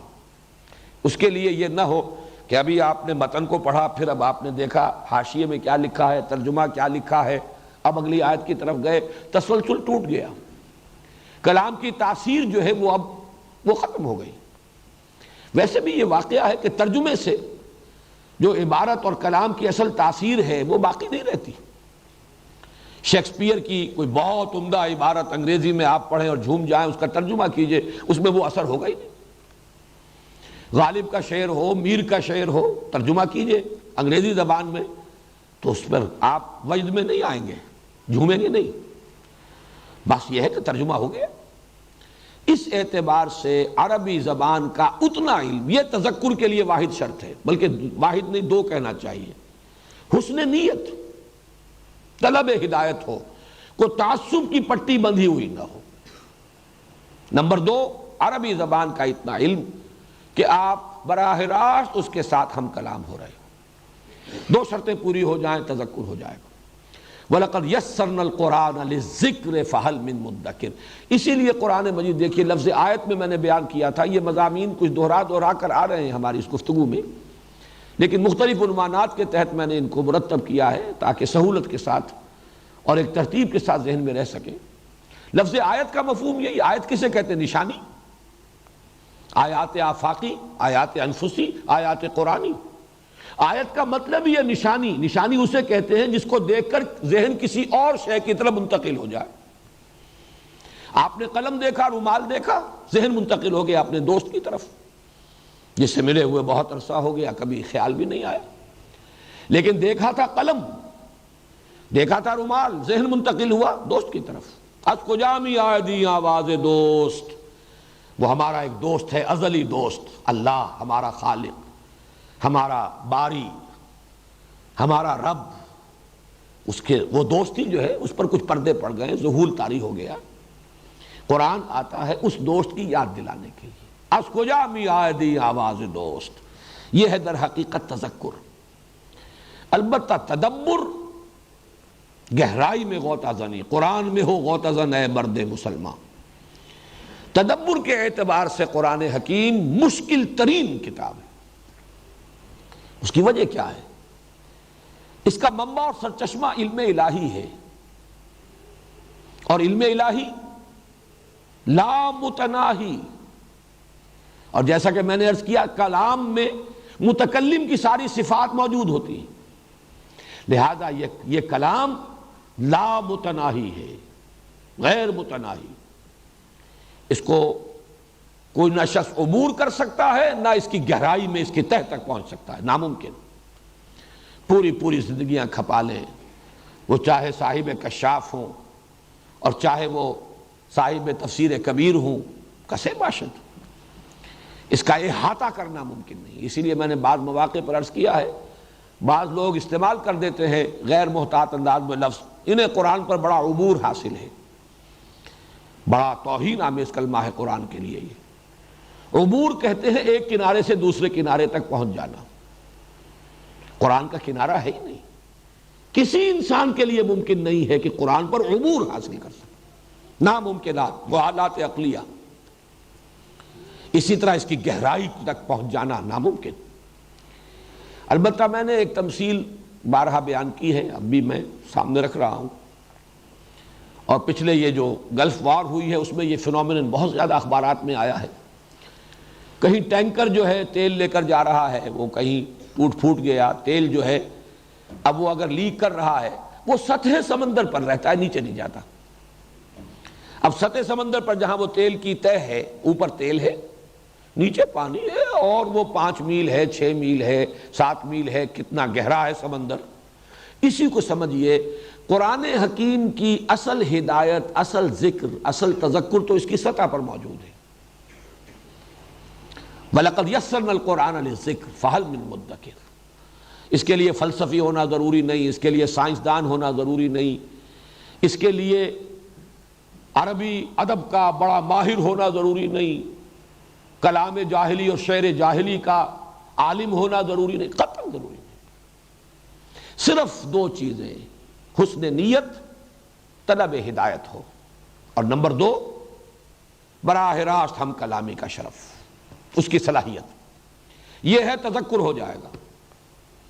البتہ تدبر گہرائی میں اترنا چاہتے ہیں، قرآن میں ہو غوطہ نئے مرد مسلمان، تو ظاہر بات ہے فیتھم لس جس کو کہا جاتا ہے، وہ اس کی طے ہے ہی نہیں، لگے رہیے۔ اس کے تقاضے بڑے گہرے ہیں، اس کے لیے واقعتاً تدبر کا حق ادا کرنے کے لیے شعر جاہلی کو بھی جاننا ضروری ہے، ہر لفظ کی پہچان ضروری ہے کہ یہ اس دور میں جب کہ قرآن نازل ہوا، اس علاقے کے لوگوں میں جہاں یہ قرآن نازل ہوا، اس لفظ کا مفہوم کیا تھا، کس معنی میں استعمال ہو رہا تھا۔ بنیادی اصطلاحات قرآن نے وہیں سے لی ہے، پک اینڈ چوز کیا ہے، وہی الفاظ جو عرب بولتے تھے اپنے اشعار میں، اپنے خطبات میں، انہی کو لیا ہے، انہی کو اصطلاحات کی شکل دی ہے۔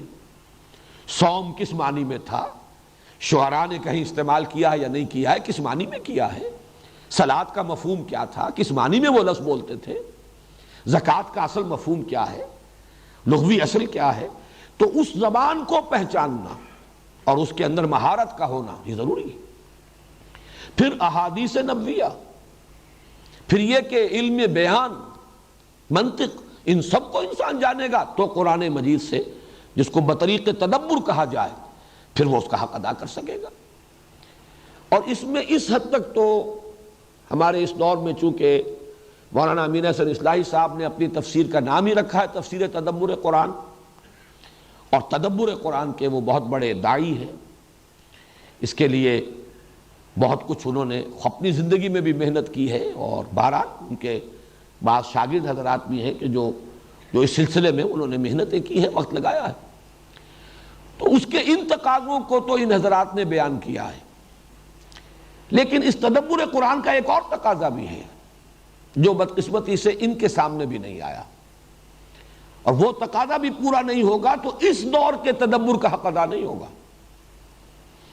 وہ یہ ہے کہ علم انسانی، وہ جو میں نے دائرہ اول معین کیا تھا، وہ جس لیول تک پہنچ گیا ہے، آج یہ مختلف علوم جو ہے فزیکل سائنسز کے، ان کے ضمن میں کیا کچھ معلومات انسان کو حاصل ہو چکی ہیں، ان کو مرتب کر کے کیا خیالات و نظریات آج دنیا میں ہیں کہ جن کو مانا جا رہا ہے، ان کا ایک اجمالی علم اگر نہیں ہے تو اس دور کا جو حق ہے تدبر قرآن کا وہ آپ ادا نہیں کر سکتے۔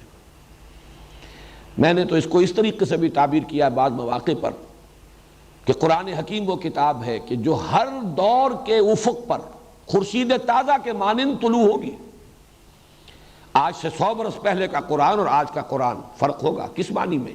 متن وہی ہے، الفاظ وہی ہیں، لیکن آج علم انسانی کا جو اس کی جو سطح ہے، اس پر اس قرآن کے فہم اور اس کے علم کو جس طریقے سے جلوہ گر ہونا چاہیے، اگر اس کا حق آپ ادا نہیں کر رہے تو آپ پچھلے 100 برس پہلے کا قرآن لوگوں کو پڑھا رہے ہیں، آج کا قرآن نہیں پڑھا رہے۔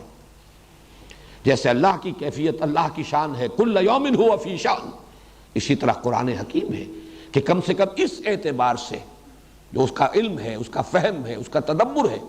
اسی طریقے سے مثلا قرآن کا دوسرا موضوع ہے ہدایت عملی کے ضمن میں، اقتصادیات میں، سماجیات میں، نفسیات انسانی میں جو رہنمائی، جو حقائق، جو معارف قرآن میں ہیں، آپ انہیں کیسے سمجھیں گے؟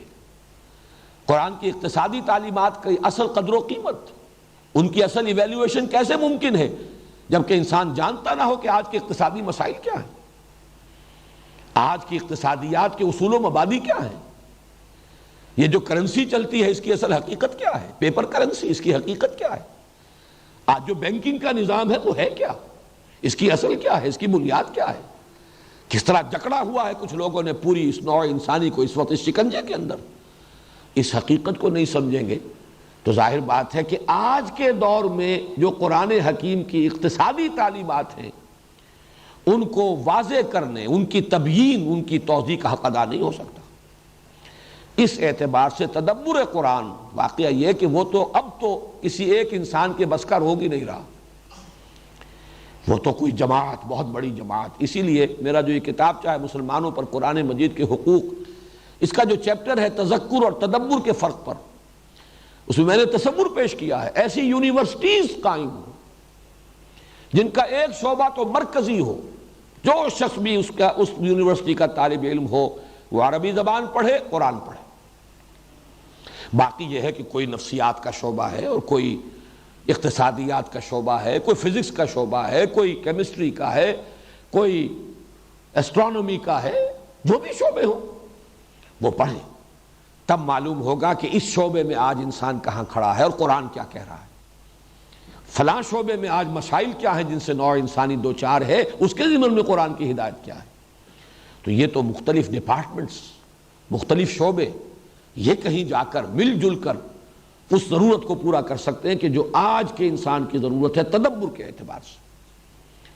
تو تذکر اور تدبر، اور ان دونوں کے اعتبار سے ایک پہلو سے قرآن آسان ترین کتاب، ہماری فطرت کی پکار ہے۔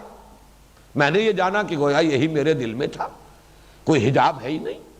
فطرت سلیم ہو، پرورٹڈ نیچر نہ ہو، اگر وہ سلیم ہے، صالح ہے، سلامتی پر قائم ہے تو وہ قرآن کو ایسے محسوس کرے گی جیسے میری اپنی پکار ہے، میری اپنی گواہی ہے، میری اپنی دل کی بات ہے۔ اس کے لیے عربی زبان کا صرف اتنا علم کافی ہے کہ براہ راست ہم کلامی ہو جائے، نیت درست ہو۔ البتہ تدبر، وہ جیسا کہ میں نے عرض کیا، اس کے تقاضے پورے کرنا کسی ایک انسان کے بس کا روگ ہے ہی نہیں۔ وہ تو یہ ہے کہ یہ تمام علوم، اور جو شخص بھی اس میں پہلا قدم بھی رکھنا چاہے ایک اجمالی خاکہ ضرور اس کے ذہن میں ہونا چاہیے، آج ان فزیکل جو سائنسز ہیں ان کے اعتبار سے انسان کہاں کھڑا ہے۔ بلکہ اس کی ایک اور تشبیہ اس وقت تھی جب کہ میں یہ کتاب لکھ رہا تھا، جو میں نے تقریریں کی تھی، تو بڑی پیاری تشبیہ ذہن میں آئی تھی کہ دیکھیے قرآن حکیم، اس کا علم، اس کے اندر معارف، علوم، یہ تو لامتناہی ہے۔ البتہ انسان اس سے اخذ کرتا ہے اپنی مزاج کے مطابق، ہر انسان۔ اس کی ایسے ہی مثال ہے کہ جیسے سمندر میں تو پانی بے تحاشا پانی ہے، آپ پانی لینا چاہتے ہیں تو جتنا کٹورا آپ کے پاس ہے اتنا ہی لیں گے، جتنی بالٹی آپ کے پاس ہے اتنی لیں گے، جتنی کوئی دیگچی ہے، دیگ ہے، اتنا ہی لیں گے، جتنا ظرف ہوگا اتنا آپ اخذ کر سکیں گے سمندر سے پانی۔ اس کے معنی مطلب یہ نہیں کہ سمندر میں اتنا ہی پانی تھا، لیکن آپ اتنا ہی پانی اس سمندر سے لے سکتے ہیں جتنا ظرف آپ کے پاس ہے۔ تو انسانی ذہن کا ظرف جو ہے یہ بنتا ہے، جو بھی علوم ہے، انسانی علوم، ان سے ظرف بنا۔ یہ ظرف جو ہے آج سے پہلے بہت تنگ تھا، 1000 سال پہلے کا ظرف بہت محدود ظرف تھا، وہ جو انسانی علوم ہے ان کے اعتبار سے۔ آج کا وہ ظرف بہت وسیع ہے۔ اب آج آپ کو قرآن مجید سے اگر اصل ہدایت اخذ کرنی ہے تو آپ کو اس ظرف کے مطابق اس سے لینا ہوگا۔ اور اگر کچھ لوگ ابھی اسی دور میں رہ رہے ہیں، انہیں ان چیزوں کا علم حاصل ہی نہیں، تو قرآن مجید کے بہت سے جو مخفی حقائق ہیں ان پر منکشف نہیں ہوں گے۔ اسی ضمن میں اب چھٹی بحث ہے، اور یہ ساری چیزیں مربوط چلی آ رہی ہیں، ان میں سے بعض میں ریپیٹیشن بھی ہے، کوئی حرج نہیں، لیکن یہ عنوانات جدا جدا میں چاہتا ہوں کہ سامنے رہیں۔ سائنسی علوم کے جو ریفرنسز قرآن حکیم میں ہیں اور جو عملی ہدایات قرآن حکیم میں ہیں، ان کا ایک فرق تو میں واضح کر چکا جب قرآن کا موضوع میں نے اس پر گفتگو کی۔ اب اس کے حوالے سے ایک بات اور ہے، اور اس سے اصل میں ایک ہمارے سامنے رہنمائی آ جائے گی، اور وہ یہ ہے کہ ایک اعتبار سے ہمیں آگے سے آگے بڑھنا ہے اور دوسرے اعتبار سے ہمیں پیچھے سے پیچھے جانا ہے۔ یہ میں نے انداز تعبیر اس لیے اختیار کیا کہ کنٹراسٹ سامنے آئے۔ سائنسی ریفرنسز جو قرآن میں آئے ہیں ان کی تعبیر کرنے میں آگے سے آگے جائیے۔ آج فزکس کہاں کھڑی ہے اس کے حوالے سے تعبیر ہوگی، آج کیا معلومات حاصل ہو چکی ہیں انسان کو، اور جن میں کہ وہ فیکٹس بھی ہیں جو ویریفائبل ہیں، ویریفائڈ ہو چکے، ان کے حوالے سے بات ہوگی۔ آگے سے آگے جائیے، پیچھے جانے کی ضرورت نہیں ہے، امام رازی کو دیکھنے کی ضرورت نہیں ہے، کسی اور مفسر کو جو پچھلی صدی کا مفسر ہے اس کو بھی دیکھنے کی ضرورت نہیں ہے، بلکہ اس میں تو میں تعبیر نخل والی روایت آپ کو سنا چکا، اس میں تو نبی اکرم صلی اللہ علیہ وسلم نے بھی اگر کچھ فرمایا ہے تو وہ بھی ہمارے لیے لازم نہیں ہے، اس لیے کہ وہ اصل موضوع نہیں تھا۔ قرآن کا اصل موضوع وہ نہیں، حضور وہ سکھانے آئے نہیں تھے۔ تعبیر نخل میں حضور نے فرمایا انتم عالم بامور دنیاکم، یہ اپنے معاملات، تجرباتی علوم، وہ ان کے مطابق جو تمہیں علم حاصل ہو کرو، اس کے مطابق عمل۔ لیکن دین کا جو عملی پہلو ہے اس میں پیچھے سے پیچھے جائیے، اس میں یہ آج کے تقاضوں کو سامنے رکھیں، اور جدید جو تقاضے ہیں، تقاضے اور ہیں اور اثرات جو پڑ جاتے ہیں۔ اب آج کی دنیا میں کہاں پردہ چل سکتا ہے، اور آج کی دنیا میں کہاں یہ چیزیں ممکن العمل ہیں، یہ بالکل غلط دلیل یہ ہوگی کہ کیا کیا محمد الرسول اللہ صلی اللہ علیہ وسلم نے اور آپ کے صحابہ نے۔ پیچھے سے پیچھے جائیے، متاخرین کو بھی چھوڑ کر متقدمین کی طرف جائیے، متقدمین سے بھی آگے بڑھیے، تبع تابعین اور تابعین سے ہوتے ہوئے ما انا علیہ و اصحابی، جس پر عمل ہے میرا اور میرے صحابہ کا، اس تک پہنچیے۔ بلکہ اس کے ضمن میں اقبال کا وہ مصرع جو ہے میں سمجھتا ہوں کہ بہت ہی صحیح ہے اور صحیح منطبق ہوتا ہے، بمصطفیٰ برساں خویش را کے دین ہمہ اوست، اگر بہو نہ رسیدی تمام بول حبیست۔ دین کا عملی پہلو وہ ہے جو محمد الرسول اللہ صلی اللہ علیہ وسلم سے ثابت ہے۔ اس میں روایت کے فرق کی وجہ سے فرق ہو جائے، دلیل یہی رہے گی، جیسے نماز میں ہے کہ سلو کما رہے تو مونی اسلی، نماز پڑھو جیسے مجھے دیکھتے ہو کہ میں نماز پڑھتا ہوں، دلیل یہی ہوگی۔ اب اس روایت میں یہ ہے، اس روایت میں یہ ہے، اس میں کسی کے نزدیک پہلی روایت قابل ترجیح ہے، دوسرے کے نزدیک دوسری روایت قابل ترجیح ہے، اس کے اعتبار سے کوئی تھوڑا بہت فرق ہو جائے کوئی حرج نہیں، دلیل یہی رہے گی کہ حضور کا عمل یہ تھا، صحابہ کا عمل یہ تھا۔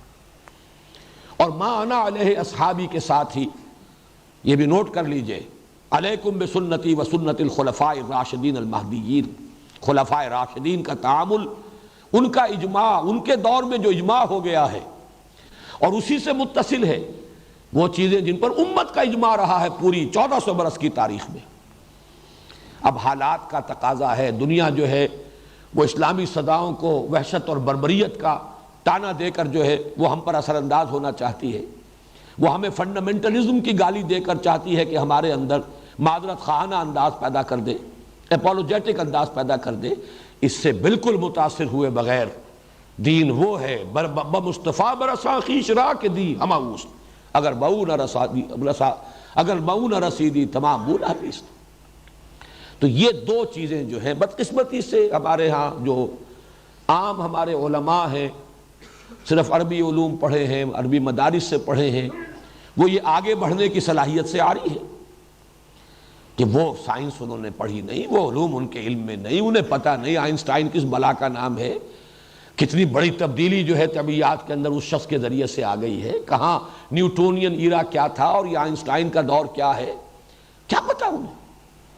آج کائنات کا تصور کیا ہے، آج اس کی اصل حقیقت جو ہے اسٹرکچر آف ایٹم کیا ہے، اس کے بارے میں کیا ہے، کیا کیا چیزیں ہیں۔ اور وہ ایٹم تو غیر بڑی پرانی بات ہو گئی، اب تو نہ معلوم اس کے جو اور نیوٹرونز اور پروٹونز اور فوٹونز اور نہ معلوم کیا کیا ایسے ذرات کہ جن کا کہ پہلے جو اب ہم پڑھ رہے تھے فزکس، ابھی تو ایٹم تک ہی بات آئی تھی، نیوٹرونز اور پروٹونز تک، اب تو نہ معلوم اس سے کہیں 1 ملینتھ والا معاملہ جو چلا گیا ہے کہیں کسی نیوٹرون کا بھی۔ اب یہ چیزیں جو ہیں ان کو اگر نہیں جانیں گے تو ان حقائق کو صحیح طور سے سمجھنا ممکن نہیں۔ تو سائنٹیفک فنومینا میں آگے سے آگے ان کی تعبیر جدید سے جدید، البتہ اس میں یہ فرق ضرور رہنا چاہیے کہ ایک ہیں سائنس کے میدان کے نظریات، تھیوریز ہیں، ابھی وہ کوئی اسٹیبلش فیکٹس نہیں ہیں، ایک وہ ہیں کہ جو چیزیں ویریفائی ہو چکی، جن کو اب مسلمہ حقائق کا درجہ حاصل ہے، ان میں فرق ہوگا۔ اور خامخواہ جو ہے ہر جو بھی نظریہ سامنے آ جائے اس نظریے پر قرآن کو منطبق کرنے کی کوشش کرنا، یہ بھی ایک صحیح لا حاصل بلکہ مضر شے ہے۔ لیکن یہ کہ ان چیزوں کی تعبیر اور تشریح میں اصولی طور پر یہ بات جان لیجئے کہ ہمیں آگے سے آگے بڑھنا ہے، اور جہاں تک دین کا عملی حصہ جسے ہم شریعت کہتے ہیں، حلال حرام واجب حدود تعزیرات، یہ تمام معاملات ان میں پیچھے سے پیچھے جائیے، یہاں تک کہ محمد کے قدموں میں اپنے آپ کو پہنچا دیجئے صلی اللہ علیہ وسلم، اس لیے کہ دین اسی کا نام ہے، بمصطفیٰ برساں خویش را کے دی ہما اوست۔ 7واں موضوع ہے میرا آج کا، اور وہ آخری ہے آج کے اس فہم قرآن کے بنیادی اصول یا مطالعہ قرآن کے لیے بنیادی ہدایات یا اشارات ان کے ضمن میں۔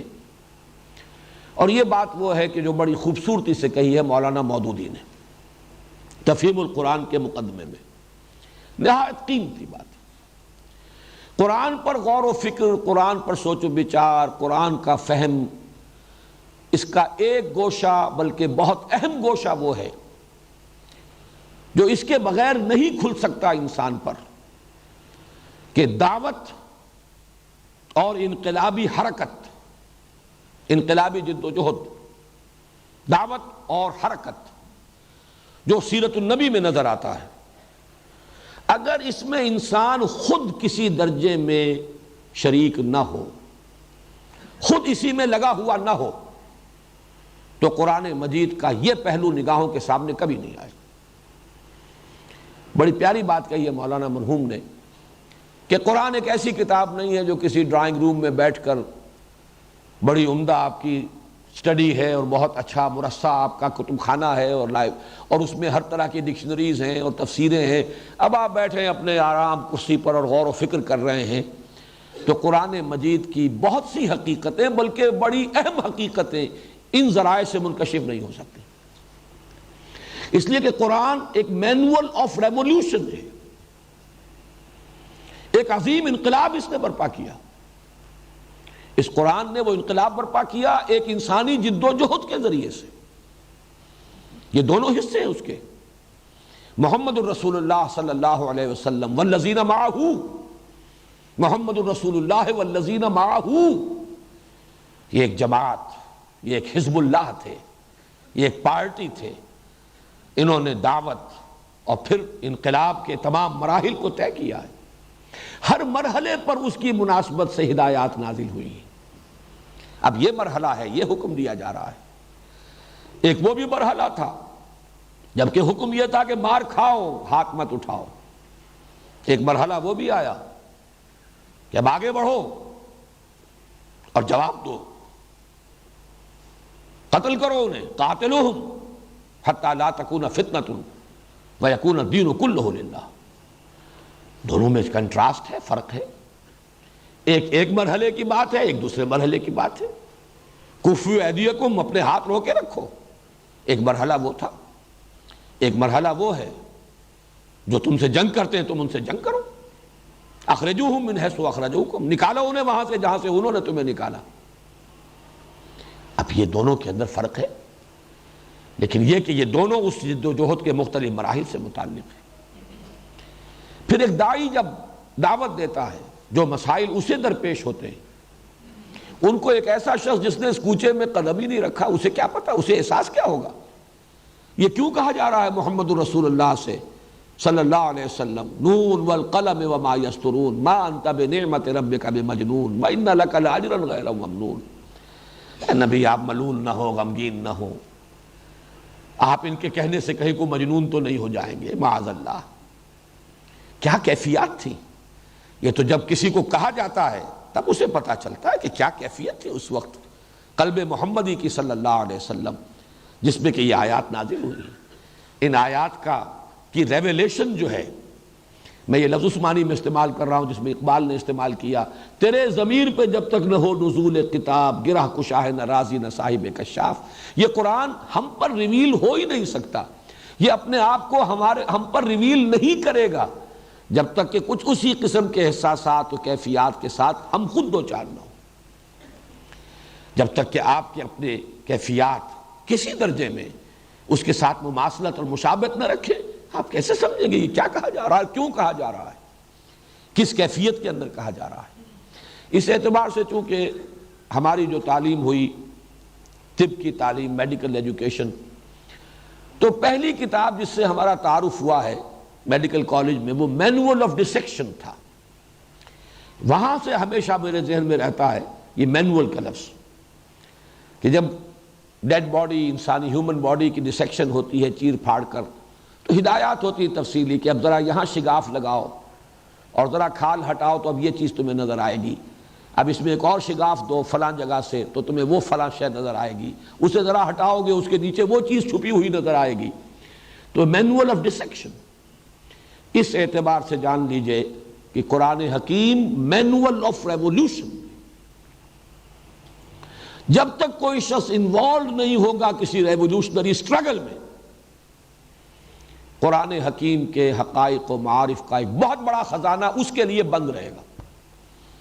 فقہی احکام اس سے نکال لے، وہ ایک شخص فقیہ ہے، مفتی ہے، وہ فقہی احکام تو ضرور نکال لے گا قرآن سے۔ اور آپ کو معلوم ہے بعض تفاسیر لکھی گئی احکام القرآن کے عنوان سے، جن میں صرف ان آیات سے بحث کی گئی ہے، صرف ان آیات ہی کے بارے میں گفتگو ہے جن سے کوئی نہ کوئی فقہی حکم جو ہے مستنبط ہوتا ہے۔ حلت و حرمت کا کوئی حکم، وجوب کا، یا کسی شے کے فرض ہونے کا کوئی حکم جس سے کوئی عمل کا کوئی معاملہ ہے متعلق۔ باقی قصص ہیں، تاریخی حقائق و واقعات ہیں، یہاں تک کہ قصہ آدم و ابلیس ہے جو 7 مرتبہ قرآن میں آیا ہے، یا اور چیزیں ہیں، یا ایمانی حقائق کے لیے براہین اور دلائل ہیں، ان سے کوئی گفتگو نہیں کی گئی، بلکہ احکام القرآن یہ بھی ایک حصہ ہے قرآن کے حکم کا اور حکمت کا۔ لیکن یہ کہ یہ جو ایک ریولوشن، اور یہی در حقیقت اس کے تدریجاً نزول کا اصل سبب یہی ہے، ورنہ فقہ تو دی جا سکتی تھی، یہ احکام مرتب کر کے، جیسے کہ حضرت موسیٰ کو دے دیے گئے تھے 10 کمانڈمنٹس، اور وہ تختیوں پر کندہ تھے اور وہ دے دیے گئے۔ لیکن یہ تو یہ ہے کہ جس مرحلے سے گزر رہے ہیں اس مرحلے سے متعلق تو جو حکمت تنزیل ہے اور ترتیب جو ہے تنزیل کی، اس کے اندر جو اصل حکمت مضمر ہے وہ تو یہی ہے کہ ایک جد و جہد، ایک حرکت، ایک دعوت، اور دعوت پھر مختلف مراحل سے گزرتی ہوئی، پیسو ریزسٹنس، صبر محض، پھر ایکٹیو ریزسٹنس، چیلنج، پھر یہ کہ دو بدو مقابلہ، مسلح تصادم، آرم کانفلکٹ، ان تمام مراحل سے ہو کر گزرا معاملہ۔ اس کے ہر مرحلے پر اس کی مناسبت سے ہدایات، اس کی مناسبت سے آیات و سور قرآنیہ کا نزول۔ تو واقعہ یہ ہے کہ اس جد و جہد کو کم سے کم درجے میں تو یہ ہے کہ کم سے کم اس کو علمی طور پر انسان سامنے رکھے فہم کے لیے. اگر وہ علمی اعتبار سے بھی سیرت النبی کا وہ سارا ایک خاکہ ذہن میں موجود نہ ہو تو وہ فہم کسی درجے میں بھی حاصل نہیں ہوگا. لیکن اصل میں تو جو اصل ریویلیشن اس کی ہوگی، اس کا اصل انکشاف جو آپ پر ہوگا، اگر آپ خود اس جد و جہد میں اگر آپ انوالوڈ ہیں، لگے ہوئے ہیں اور وہی مسائل پیش آ رہے ہیں، تو معلوم ہوتا ہے یہ وہ تھا مقام، یہ تھا وہ مرحلہ، یہ تھا وہ مسئلہ جو پیش آیا تھا، اور اس کے لیے یہ ہدایت تھی جو قرآن حکیم میں نازل کی گئی. اب آج کے ضمن میں یہ دوسرا عنوان ہے، چونکہ چند منٹ ہیں تو میں اسے اجمالاً کور کر لینا چاہتا ہوں، ورنہ شاید کل بھی ہماری بات پوری نہ ہو سکے. قرآن کے منزل من اللہ ہونے کا ثبوت کیا ہے؟ اس کو بھی نوٹ کر لیجئے کہ ثبوت دو قسم کے، خارجی اور داخلی. خارجی ثبوت، سب سے بڑا ثبوت محمد الرسول اللہ کا فرمانا کہ یہ اللہ کا کلام ہے جو مجھ پر نازل ہوا. شہادت آپ کی، اور یہ بھی دو حیثیتوں سے ہے. آپ کی شہادت شخصاً یہ زیادہ نمایاں تھی اس وقت جب کہ قرآن نازل ہوا، جبکہ حضور خود موجود تھے. وہ لوگ موجود تھے جنہوں نے 40 سالہ آپ کی زندگی کا تجربہ کیا تھا، جنہوں نے ایک کاروباری شخصیت کی حیثیت سے آپ کے معاملات کا مشاہدہ کیا تھا، جن کے سامنے آپ کی صداقت اور دیانت اور امانت، ایفاء عہد، اس کا پورا نقشہ موجود تھا. بلکہ اس سے آگے بڑھ کر کہہ رہا ہوں، جن کے سامنے چہرہ محمدی موجود تھا صلی اللہ علیہ وسلم.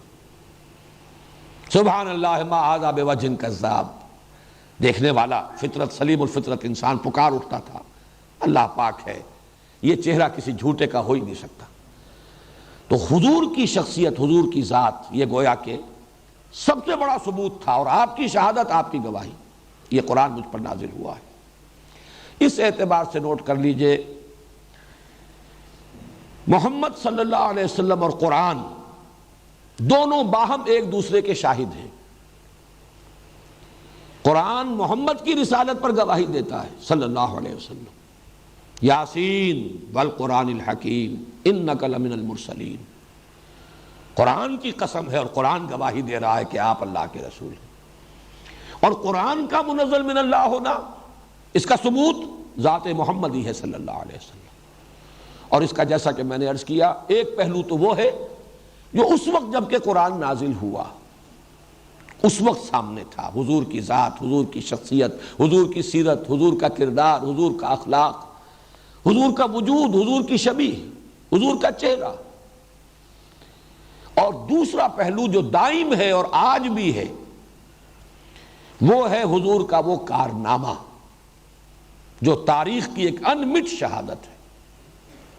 وہ آپ پوچھیں ایچ جی ویلز سے، وہ پوچھیں ایم این رائے سے، وہ پوچھیں ڈاکٹر مائیکل ہارٹ سے، اتنا عظیم کارنامہ یہ خود اپنی جگہ پر. اور وہ جس نے یہ کارنامہ سر انجام دیا، جب وہ کہہ رہا ہے کہ میرا اعلیٰ انقلاب یہ قرآن ہے، میرا اسلحہ یہ، میرا سلاح یہ، میرے لیے تو اصل طاقت یہ، میری قوت کا سر چشمہ یہ، میری تاثیر کا منبع یہ، اس سے بڑی گواہی اب کیا ہوگی. تو یہ تو ہے قرآن کے منزل من اللہ ہونے کی خارجی شہادت. یعنی ایک لفظ میں کہا جائے گا شخصیت حضور صلی اللہ علیہ وسلم کی. یہ شخصیت حضور کے اپنے زمانے میں، آپ کی حیات دنیاوی کے دوران، آپ کی حیات طیبہ کے دوران، اس کا وہ پہلو زیادہ نمایاں تھا جو میں نے بیان کیا، سیرت، کردار، شخصیت، یہاں تک کہ آپ کا چہرہ انور. اور آئندہ ہمیشہ کے لیے آج بھی وہ کارنامہ جو آپ نے سر انجام دیا، یہ عقلیں دنگ ہیں. مائیکل ہارٹ کہنے پر مجبور ہوا ہے، the only person supremely successful in both the secular and religious planes یا fields، کیا لفظ ہے اس میں اشتباہ ہے، نہایت کامیاب. یہ گویا کہ ثبوت ہے، اور ان کا فرمانا ہے کہ یہ اللہ کا کلام ہے. داخلی کیا ہے ثبوت اس کا؟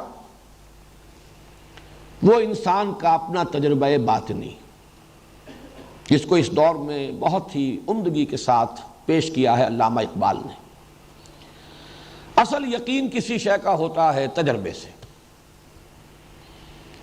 1000 آدمی کہیں چینی میٹھی ہے، اگر آپ نے نہ چکھی ہو تو آپ کہیں گے ٹھیک ہے، جب اتنے لوگ کہہ رہے ہیں کہ میٹھی ہے تو ٹھیک ہے، ہوگی میٹھی۔ کیا کوئی وجہ مجھے معلوم نہیں ہوتی؟ مجھے کیوں دھوکہ دینا چاہیں گے 1000 آدمی؟ یقیناً میٹھی ہوگی، لیکن ہوگی سے آگے بات نہیں بڑھتی۔ البتہ جب انسان چینی کو چکھ لے، اس کے اپنے ٹیسٹ بڈز جو ہیں بتا رہے ہیں یہ میٹھی ہے، اب ہوگی نہیں ہے۔ ہوگی اور ہے میں جو فرق ہے وہ ہے در حقیقت انسان کے اپنے تجربہ، یور اون ایکسپیرینس۔ میں نے خود چکھا ہے، میٹھی ہے۔ بالکل اسی اعتبار سے اقبال نے کہا افسوس یہ ہے کہ آج کی دنیا جو ہے صرف جو ایکسٹرنل ایکسپیرینس ہے، تجربہ خارجی، صرف اس کو جانتی ہے نوع انسانی آج۔ ایک تجربہ اس سے کہیں زیادہ معتبر معتمد وہ تجربہ باطنی ہے انسان کا۔ کوئی شے آپ کا دل گواہی دے، یہ دل گواہی دینے پر مجھے اقبال کا وہ شعر یاد آ گیا، ان دنوں بہت زیادہ میرے ذہن پر یہ حاوی رہا ہے۔ تو عرب ہو یا عجم ہو تیرا لا الہ الا، لغت غریب جب تک تیرا دل نہ دے گواہی۔ یہ دل کی گواہی ہے۔ لا الہ الا اللہ کا مفہوم دل نے گواہی نہیں دی تو خاص انسان عرب ہو، عربی نسل ہو، عربی زبان اس کی ہو، لیکن اس کے لیے لا الہ الا اللہ کا کلمہ جو ہے یہ لغت غریب ہی ہے، نامانوس سی بات ہے، اس کے اندر پیوست نہیں ہے، اس کے ذہن کے اوپر سے گزر جاتی ہے۔ تو عرب ہو یا عجم ہو تیرا لا الہ الا، لغت غریب جب تک تیرا دل نہ دے گواہی۔ دل گواہی دیتا ہے انسان کا، اور یہ وہی بات ہے جو میں نے عرض کی تھی، پہلے بھی عرض کر چکا ہوں۔ قرآن انسان کی اپنی فطرت کو اپیل کرتا ہے، اس کو آمادہ کرتا ہے اپنے من میں جھانکنے کی۔ ذرا کبھی اپنے من میں جھانکو، دیکھو تو صحیح، غور تو کرو۔